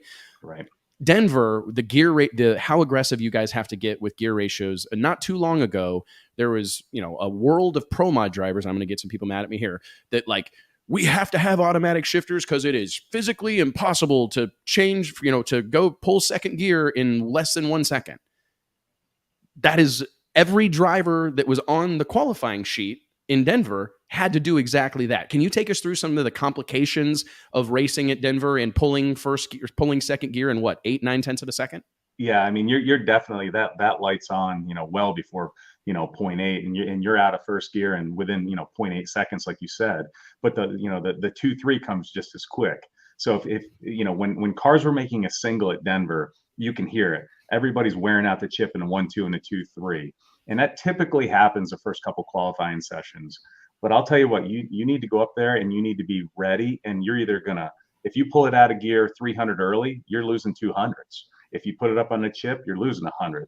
So you've got to go up there and say, first of all, I gotta let my left foot off the clutch on time. And then just as you're letting your foot off the clutch, you're pulling second gear well before the 60-foot clocks. I mean, you're 40 feet out there and you're pulling second gear, and then you're in third gear just past the 60-foot clocks. And I'll tell you what, it's the hardest place to drive a pro stock car ever. And especially for some of the teams, there are teams out there who typically run their car at sea level where their 1-2 shift is clear out at, say, 120 into the run.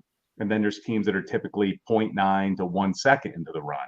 So if you get a team that's used to pulling the lever out there at 1.2 or 1.3, and now they got to pull it at 0.8, they're going to struggle in qualifying. They're probably going to struggle on race day. So you could see it in the qualifying sheet who's used to running that way and who's used to not, who's used to being really quick on the lever anyway. But you're right, on TV it doesn't look like it should be hard. But I've driven everything, and obviously you guys know, I drove the mountain motor stuff. I've driven comp. I've driven everything just about but a fuel car.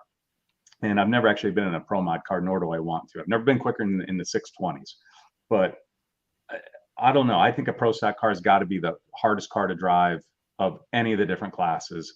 And you're right. To me, and no disrespect to anybody, but to me, pro mod needs to have a clutch and a 3 or 4 speed in it, and you got to pull the levers. I mean, I'd love to see it go back to there. Can we get a another, I think, standing ovation or a round of applause, you know, like, because that, hey, I can't argue with you whatsoever. I think the best way to put it is that the driver performance affects a pro stock car more than any other class. Absolutely. Like you said, when the class is so compressed together on the qualifying sheet, and you go somewhere like Denver and missing those shifts knocks you a couple hundredths one way or the other, the performance of the driver, like, we'll see guys go out there, you know, new drivers, whatever, and you wonder, they've got good equipment. What's the difference between them and a veteran like you or Erica or Greg?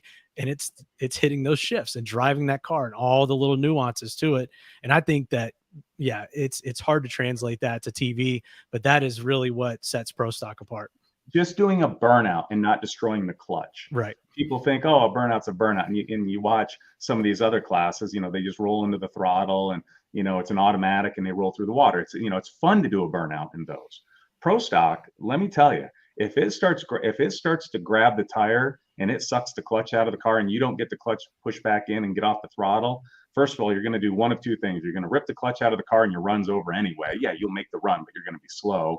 Or two, you've already worn out all the valve springs or hurt the motor. So there's that fine little window in there that you have to keep the RPM right, and you have to feel the tire, or else you're not going to make a run that's going to be representative of what you should. And you know, it's a tough thing to do, but to explain it to somebody who's never done it, I don't know how you could do that. Yeah. Earlier, we were interviewing PDRA Pro Nitrous racer Chris Rini, and he was talking about drivability. That's something that I've talked to a lot of pro stock racers about, especially going from carburetors to fuel injection. Like, just doing a burnout is infinitely, you've done both. You've raced for pro stock for a long time. Could you kind of fill us in, and how true is that? Because you see, I guess it's way more of a light switch type of situation than it used to be with carburetor linkage. Well, I think one of the best drivers that's ever driven anything, pick the class, is Larry Morgan. Larry is a guy who doesn't matter what you throw him into, he can drive it. He can wheel it. He can win races. He's won in pro stock. He's comp. He's won everything that he's pretty much ever been in.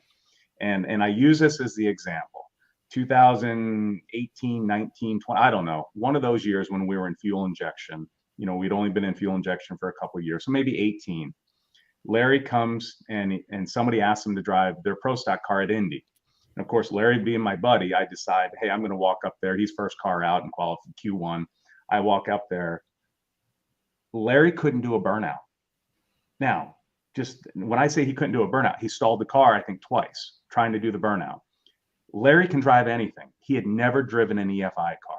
So that just shows you, even a guy with all that talent jumping into it, it's so different than carburetors, that it's not because he doesn't know what he's doing or he's not talented or can't build the engine. It's the way that the cars act on the throttle pedal and the clutch pedal, night and day different from carburetors. So it's a learning curve for sure. But having been around EFI a long time now, I still would go back to carburetors if I had a chance.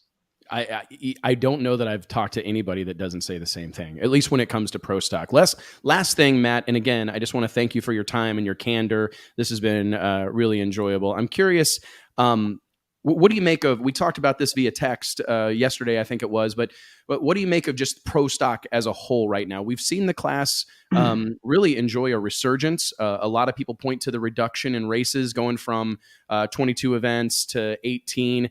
What do you make of the overall health and wellness of pro stock drag racing in 2022? Well, it's now 19 races this year. Let's be clear. Oh, yeah. All of us guys that barely had a budget to run 18 races got thrown an extra race that I think is crap, if you want to know the truth, because now it's 50,000 to go to a race plus or minus, and so we had X amount of money, and so did a lot of the other teams to go to 18 races. Now we're having to run 19, and the reason that pro stock started to see that resurgence, and it is growing, is because the count went down to the amount of races we had to go to. It was 18 and everybody else was doing 24. Now we're doing 19 and Fuel's doing 22. Pro Stock and NHRA as a whole needs to go back. They need to go to a 15, 16 race schedule for everybody and cut some costs down, because the sponsorship money is not out there.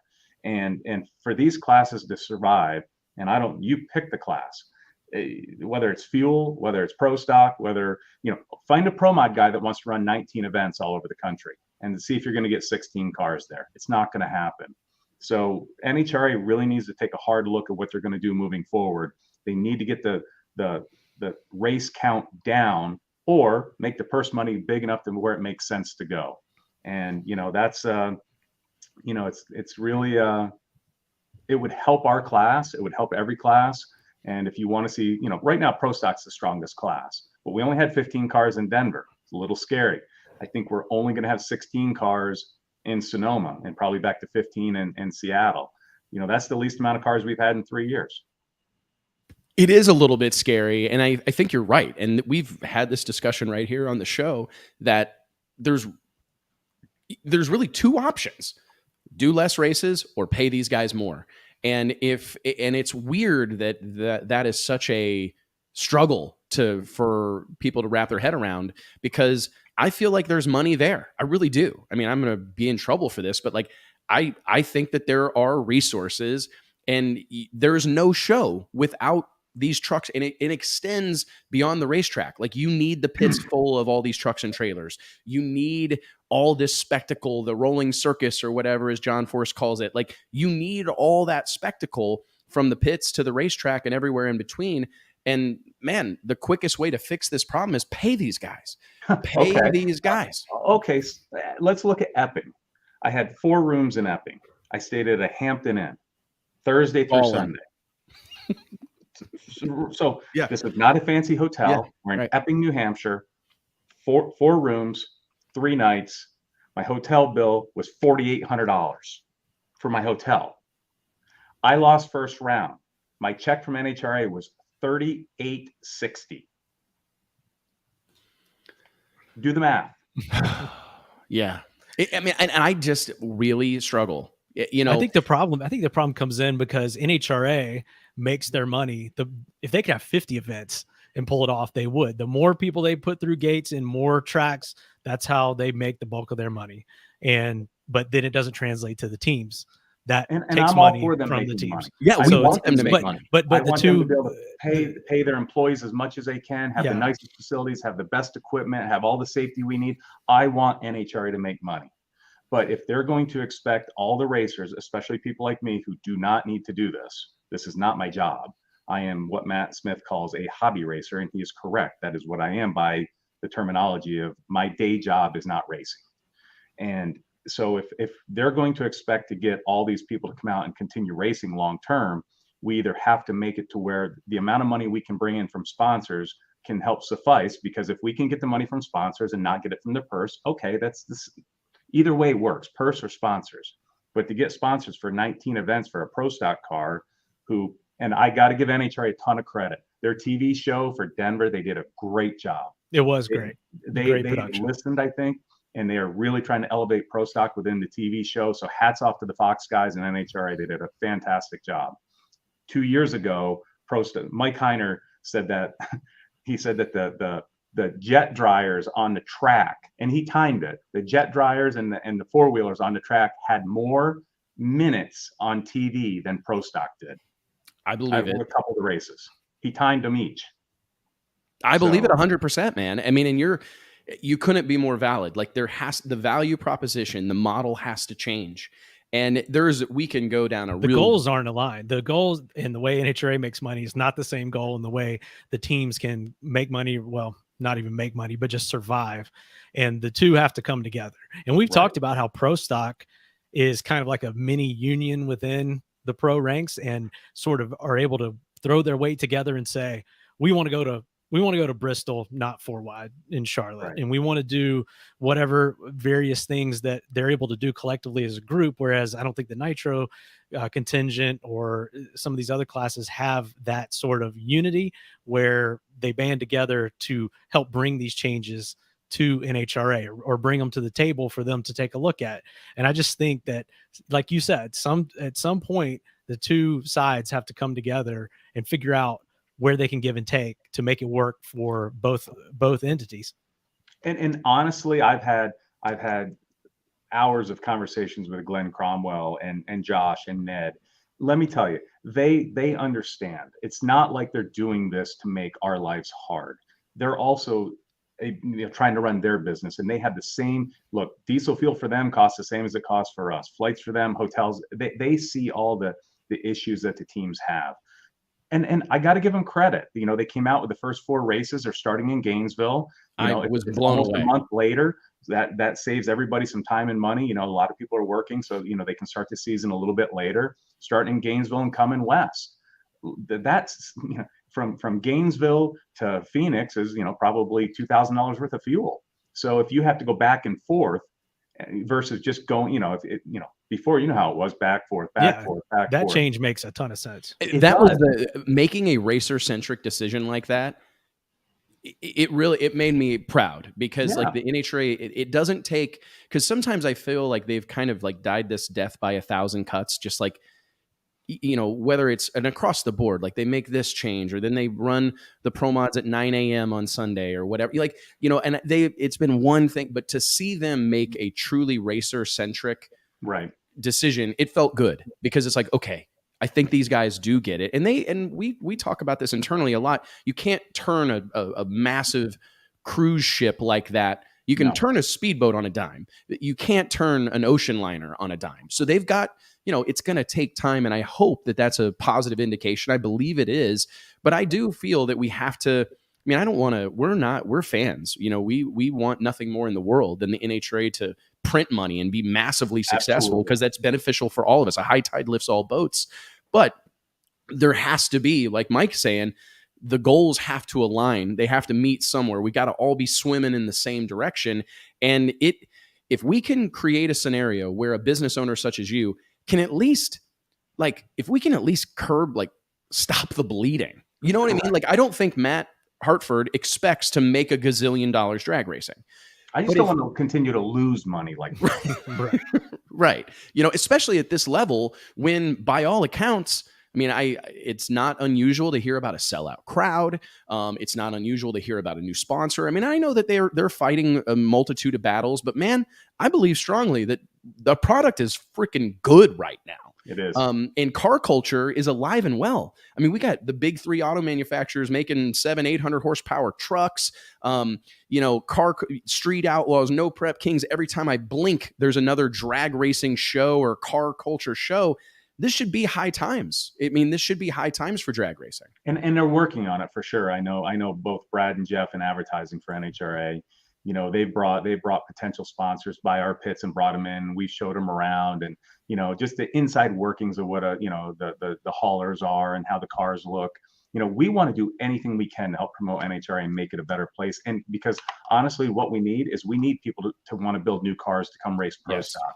There are engines available. Richard's got engines available. McGahey's got engines available. KB's got engines available. Right now is the best time. If you're a top sportsman guy and you want to go pro stock racing, you can go pro stock racing, call it 2 or 3 times a year for the same amount of budget. Maybe you ran 8 top sportsman races. You can bring your helmet and get in someone's car and be in the staging lanes with John Force and Greg Anderson and be a part of that. You're guilty by association. And I'm glad you said that, because I look at Comp Eliminator and some of the operations that exist over there and some of the operations that exist in Top Sportsman. And it's like, man, you guys could go heads up racing. Right. You maybe couldn't run all 19 races or whatever, but you could go be guilty by association. You could be part of the lineup for a relatively reasonable amount of money. 2000, what was it, 16, 17? Seattle was Aaron Strong and Nobile in the finals. Got rained out, went to Indy. They finished it there. Aaron Strong, part-time racer, wins a Wally in pro stock. You know, he only ran 2 or 3, 4 races that year, but he won a race. That's how you can come race pro stock right now. And, you know, if NHRA keeps making the positive improvements that they show that they're trying to, they went back to 4 qualifying runs in Denver, which was great. You were going to have 5 qualifying runs in Indy. You know, they're working on the schedule for next year. These are all things that are good for you because you make your living off drag racing, you know, off drag racing. A million you percent. don't have a NASCAR show. No. I mean, we need all the content we can. Oh, holy shit. There's Mr. Hobby Racer God. himself. Matt Smith. Hey, ladies and gentlemen, There's welcome. my hero. Perhaps the best to ever do it on a motorcycle. One of my favorite people to talk to, Matt Smith, in between holes of golf. Hey, let's stir up some shit real quick. Why do you guys keep calling these guys hobby racers? They get really sensitive about it. No, I'm not. I agree. No, not you. There are others that do. I think it's quite funny because I'll tell a quick story. And you know Carl Moyer, probably, Matt Smith. I don't. Yes. You guys both might know Carl Moyer. Yeah, I remember Carl Moyer a long time ago. He told me he was telling me my first job in drag racing was working for Carl Moyer. Right, so I went to work for Carl Moyer, running his racetrack in Eddyville, Iowa, in the late 2004, and we were telling old pro mod stories, and he was telling me some war stories, and he talked about one time that he was lobbying IHRA for a rule change. I mean, like burning up Mike Baker's phone, saying they need to change the rule. Scotty Cannon's too fast. Scotty Cannon's too fast. And he said, one day I get my phone rings. It's Scotty Cannon. And he goes, I answer it. And Scotty Cannon is maybe the definition of an outlaw badass. He says, Moyer, what are you doing? And Moyer said, well, Scotty, I'm at my car dealership right now. You know, I got some customers in the lobby. And he's like, exactly. I'm at the drag strip testing. And that's why you're never going to outrun me. Because on a Tuesday, I'm at the racetrack and you're in your dealership. And it was always something that I know people get super sensitive about it, but there's some truth to that statement. You know what I mean? Like, you're going to have a hard time competing with somebody who's doing it 7 days a week, 24 hours a day, and you're doing it on net night and on the weekends, right? I mean, and I explained that to NHRA Tech Department after Q4 Saturday night when they come over and tore us down to check our motors and check all the stuff. And I said, look, guys, in 19 and 18, I stayed after on Monday at Denver and I tested. I tested some new stuff to get better. COVID hit in 20, we didn't get to run, but I was dominant last year there and I was dominant this year. And I said, I asked Larry Cripps, the manager of Bandamere, I said, has a Suzuki bike ever tested up here? He says, not in the last 10 years that I know of. And I said, exactly. This is why they're not fast when they go to special places like this. And then we get slapped with this weight penalty. Yeah, let me, Matt. Yeah, let me read this. Do you mind hanging out for a few more minutes, Matt? No. Hartford? Okay. No. Let me read this. Okay, so I didn't even know about this. I apologize. But Mike pulled this up on NHRAracer.com, and it was based on Pro Stock motorcycle performance data. The NHRA technical department is reducing the minimum weight of the 4-valve Suzuki up to 113 cubic inches from 630 pounds to 625. The SNS and V-twin will be increased from 630 to 640. All other minimum rates will remain the same. Matt, I mean, can you forgive my ignorance, but you know, if we were talking about pro mod cars, I could probably make sense of this a little bit more. How much does this affect your program? That's at least 500s, maybe 600s on 640 pounds. It's huge. I mean, the V-twins have no shot at Sonoma. That's all it is to it. There's not a V-twin that can run at Sonoma with the Suzukis. The Suzuki will have the top 6, 7, 8 qualifying spots there. And no shit. I just don't know why they did that, especially when they blatantly penalize the 2 Denso bikes. And this is the Denso race coming up. I mean, how does that look to a sponsor? Part of me wants to tell you to be proud of it. You know, like I know that it's backbreaking. Especially, I had no idea that this 4 or 500s, maybe 6. Holy moly! That is, I mean, as you're saying, that's almost insurmountable. Yeah, because if you look at the first 3 races of the year at sea-level condition tracks, Gainesville, Houston, Charlotte, Suzuki's outrun the V-twins 900s every race. 900s. That's when we finally got 10 pounds on the Suzukis and 10 pounds off the V-twins. And we've been competitive every race since then. This is the first race a V-twin has won this year. First race. Suzuki's won every race. and now we get penalized because we won one race. Look at comp preliminary. I ran comp for a long time. If you were going to race in Denver, you wanted to take a big bore something, a big bore engine to Denver. If you took something that was just a high winding, like a high winding small block to Denver, you were getting crushed. We would always take, our 500 inch, our 520 inch stuff in our A dragster and B dragster. That's what we would take to Denver. But we'd run like a 470 at sea level just for the weight break. It was better to have a bigger engine and be heavier at Denver than it was to have a small engine and be lighter. So to get a penalty based on just at 9,000 feet for the whole year when everything else is sea level, I don't know if I agree with that. Yeah, and I was only 500ths faster than the next quickest Suzuki. Suzuki went a 714, I went 709. And like you just said, it's a one-off racetrack. One-off. And in the history of NHRA, there's never been a rule change after Denver, ever. The last 20 years, I looked up these facts. The last 20 years, a V-twin has won Denver 18 times, Suzuki 2. Why are you going to penalize us right now? Yeah, I was going to say that too. I actually listened to Brian Lone's podcast earlier today, and he actually recorded it yesterday, and he was talking about your performance and said it was so dominant that we'll have to just wait and see what NHRA hands down as far as any rule changes. But he said in the history of NHRA and the precedent is really set that they're not going to make a change based on Denver. So he didn't expect to see that. And then literally right after I got done listening to it, I saw or Wes kind of sent me your text that you had sent to him. And I said, what?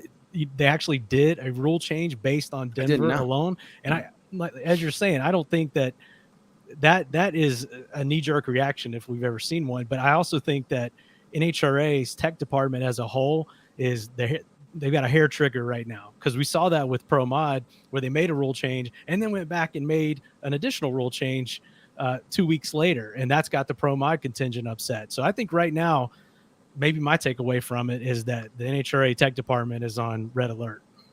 Yes, I think they've got 3 rule changes now since Norwalk and Pro Mod. Am I correct? Yeah, I think they may have amended it again, right? Yeah, 3 different ones. Yeah, so they've changed the rule in Pro Mod 3 times since Norwalk, and they haven't even ran a race yet. It's very interesting, and I hate to bag on them, but these things I don't know where that excitement comes from, because we've also seen them do the polar opposite. And I know, Matt, you and your dad both feel your last name has something to do with this. And I hope that's not, I can't imagine that's the case. But when you see it happen, Stevie Jackson will tell you that they allowed the Pro Charger combination in Pro Mod to run away with it for a year and a half. Yep. And then finally they change something, but flip the coin, and Stevie lowers the boom on him in Norwalk, right? Goes 570 with a 1, and the next day they're changing the rules, so it is interesting. And I don't know how they factor in who it is, you know what I mean? I don't know if that gets factored in. I hope it doesn't. I can't imagine that it does, but geez Louise, this is a tough one to swallow, Matt. Yeah, it is. And the latest that I got told today, I won't say what tech official, told me, but they're going to try to implement a rule in for next year that you can only change brands of bike one time through the whole year, which makes no sense to me. So wow. if I start on a V-twin and I go to my Suzuki, I can't go back to my V-twin at all that year. I can't go ride somebody else's bike, a V-twin, that year. Really? It makes no sense. I said, that is the dumbest thing that y'all could ever do. So what if I want to then go? What if I want to be in the Camaro and then I want to go run a Mustang? Then I want to go run Przinski's Dodge. Why? I mean, I could do that as many times as I want. But if they make that change, you can't do that next year. And we don't have the factory support. Yeah, exactly. It'd be one thing if the Detroit auto manufacturers were throwing buku dollars at drag racing, right? But they're not. You know what I mean? There's some exceptions to that rule, but by and large, they're not. I mean, we don't have this as a bunch of factory teams, So if we don't have that, I don't understand the allegiance to the factory, right? I mean, it feels like the American Graffiti too. The factory's not our friend right now, No, and all I'm trying to do is I saw an advantage with the Suzuki program. That's why I built one. I spent my money. Suzuki didn't pay me. Nobody paid me. I built it out of my money to run. and I won a race on the Suzuki this year. Then I pull my V-twin out because I feel like it has an advantage at Denver, not at Sonoma, and I ran it there and won. So, and they're pissed off about it. And it's like, really? I just did what was the best for Denzo and Matt Smith Racing. And Well, got penalized for it. I certainly can't fault you for it, brother. And I mean, both of your guys, your candor. I don't know that either of you really understand how important this type of stuff is. The reason that stick and ball sports have the following that they do is that there's this kind of communication to the fan base. You know what I mean? People, it's being talked about. It's out in the open. There's discussions happening. And I just want you both to know how much I appreciate you guys being willing to come on here and talk shop, because these are conversations have to be had out in the open. And people have to know what's going on. Like, this is how we get people invested. I promise you both, there are people that maybe weren't that invested in Pro Stock Motorcycle before 4 o'clock this afternoon that now are going, shit, this guy's changing bikes between races. And, well, I mean, it's an interesting storyline. And hearing you talk about the complexity of racing and the gamesmanship, thank you both. Seriously. Matt, do you have, do either of you have closing notes? I don't want to keep you forever. Matt, I know you're trying to golf. I don't know how we can help on this particular situation. Do you think that there's a chance we're going to see like an amendment tomorrow and they change their mind, or no? I asked for that because, just like I said, that because they've done it to Pro Mod, already. They amended the rule change right after Norwalk. And I said, look, guys, I said, give it through Sonoma. Why not give it through Sonoma and see what the Suzukis do at sea level? They outran the V-Twins 900s the first 3 races. Why can't the V-Twins have an advantage for 2 races and then slap them if you need to? But I'm telling you, Suzuki's going to dominate. What did they say to that question? Did they say anything? Or? Well, they said they couldn't re-amendment, and I said, well, you did in Pro Mod, and then they kind of got quiet. Yeah. Because they didn't think I knew about that. So, I don't know.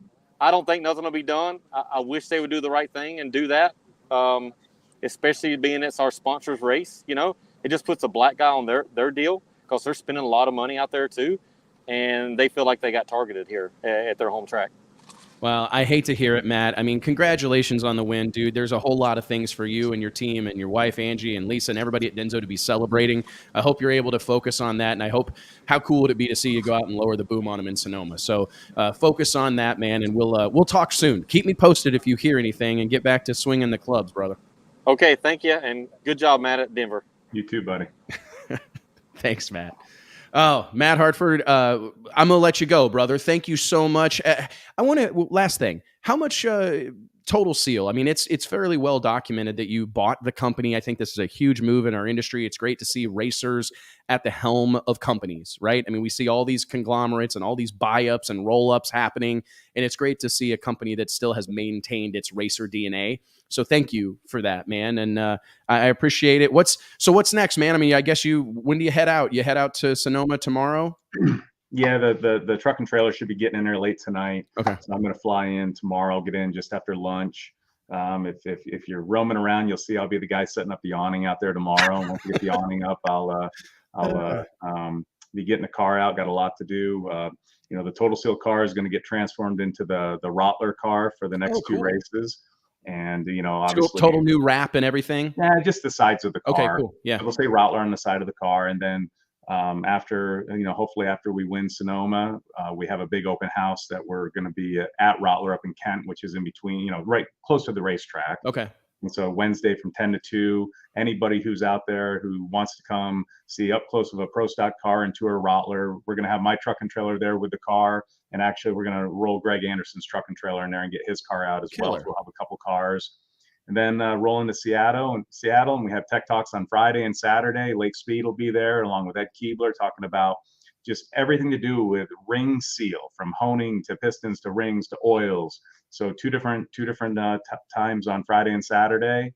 And like I said, we're going to go back and try to see what we can do in Seattle. The last time we were there, we won. So we got a lot of pressure these next 2 races to perform. Well, hey, man, from your mouth to God's ears, Matt Hartford, thank you so much, brother. Congratulations. We'll see you next time, all right? Thanks, buddy. I appreciate it. Appreciate you. Holy moly, what if, guys, I hardly even know what to say. Let's pay some bills here real quick. We got a little extended there. I want to remind each and every one of you that the Wes Buck Show is brought to you by the team at Elite HP. That's Elite High Performance, the world leader in used race cars, racing engines, parts, and tools. Located in Fort Worth, Texas, Elite HP is operated by real deal drag racers with over 100 years of combined racing experience who can steer you in the right direction for all your racing needs, whether it's a turnkey Pro Mod car or a set of Pro Jacks or somewhere in between. Check out their inventory at elitehp.com. What a deal. I mean, right? I don't even hardly know what to say. That's great. Yeah, I love like you said, love the candor, and it's real interesting, that Pro Stock motorcycle deal. And it's almost like they're treating it, it's become a little bit of like a Pro Mod situation, like Matt was saying, where you've got two different combinations. And it seems like they got a hair trigger on the changes they're going to make, and they're trying to achieve parity, but achieving it based on what we saw in Denver, that's never really been a recipe for success. It'll be interesting to see how this deal plays out, but you kind of hate to see. I think Matt Smith said it at the end of his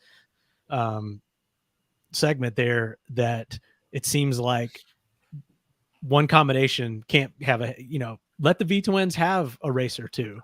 Let it be. But we see that in Pro Mod. We see that with where we always, coming from the nitrous side, we always joked, oh, nitrous car can't be out at the front. It's always got to be, one of the other combinations. And it felt that way. I'm probably being biased, but it does seem like sometimes one combination is allowed to sort of lead the way. And then once one catches up, it gets knocked back. Well, and I'm sure, because here's the thing.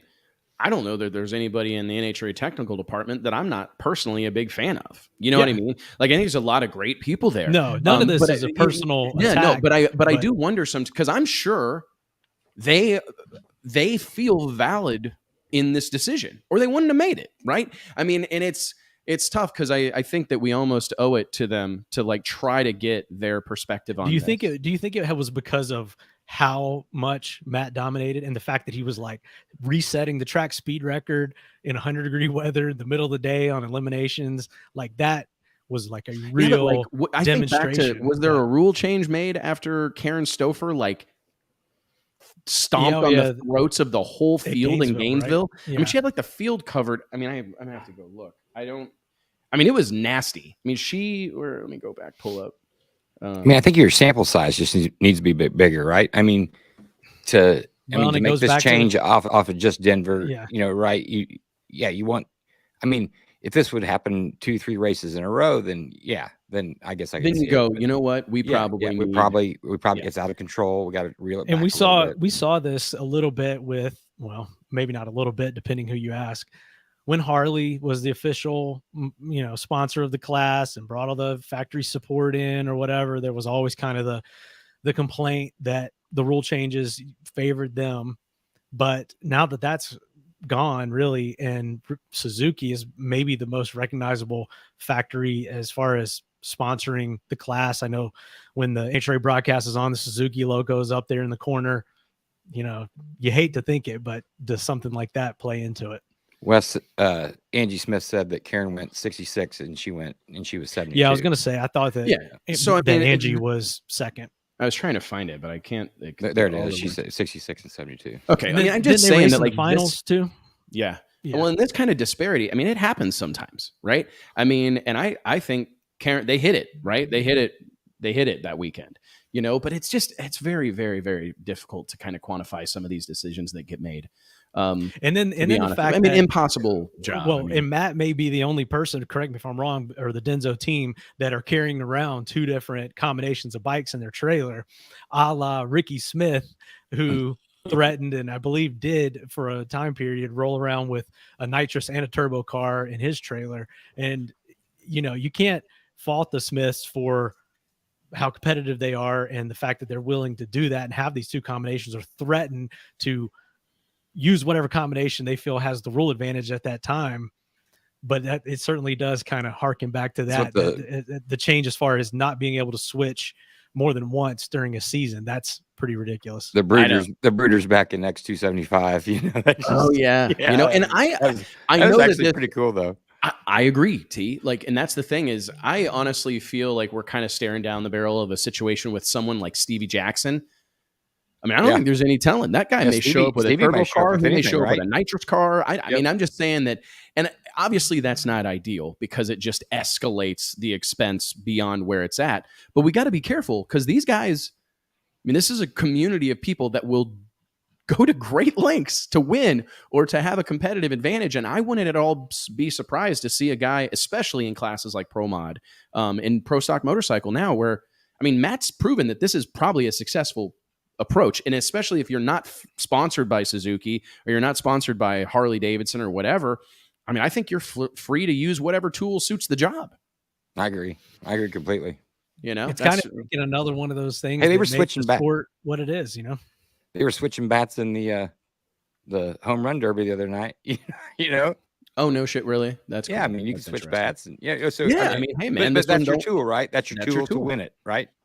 I think it's it would be an incredible storyline for us, you know, like in the media business, the content creation business, because how cool would it be to like follow along these things and see guys bring out like, hey, when they're running here, they're going to run a nitrous car, and here they're going to run a screw car, and here they're going to run a turbo car.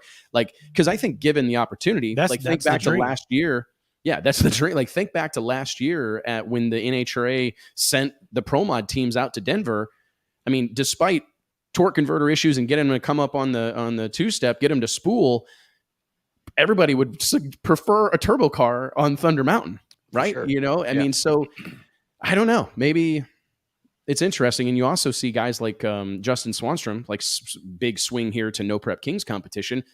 He took the Pro Charger off his Hemi and changed intake manifolds and put a screw blower on it. Now, will it run as well as like an engine that was built for a screw blower? No, but clearly there's a lot of this stuff that's interchangeable. You know what I mean? Yeah. Kind of interesting. I mean, you can't put a nitrous motor in your I don't see that. I don't see anything wrong with it. I mean, if you think you're more competitive in A car than B car at certain track, then, I think it's up to the driver. I really do too, man. I was curious. I guess there was a little bit of mystery as to what Matt would be on in Sonoma, but I think we have the answer now. No, I think it was. Yeah, I think we'll know now. What a deal, man. What a deal. Well, hey, guys, thank you so much. What a show. What an episode of the show. Thank you to everybody that tunes in, all of our sponsors.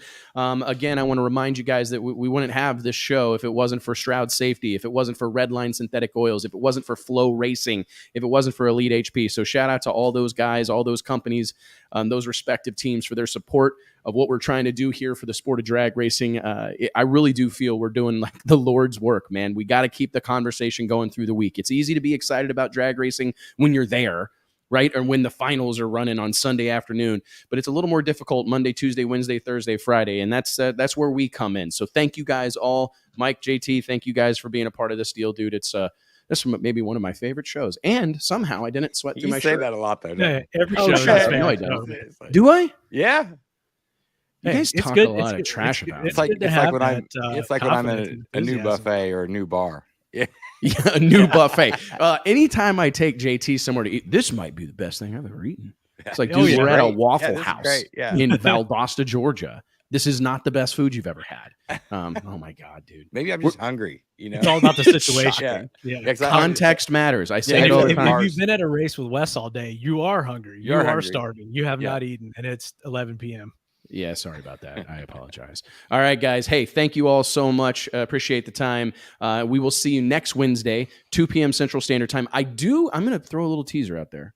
We may have some major news next Wednesday, like major seismic, sport-changing, monumental news.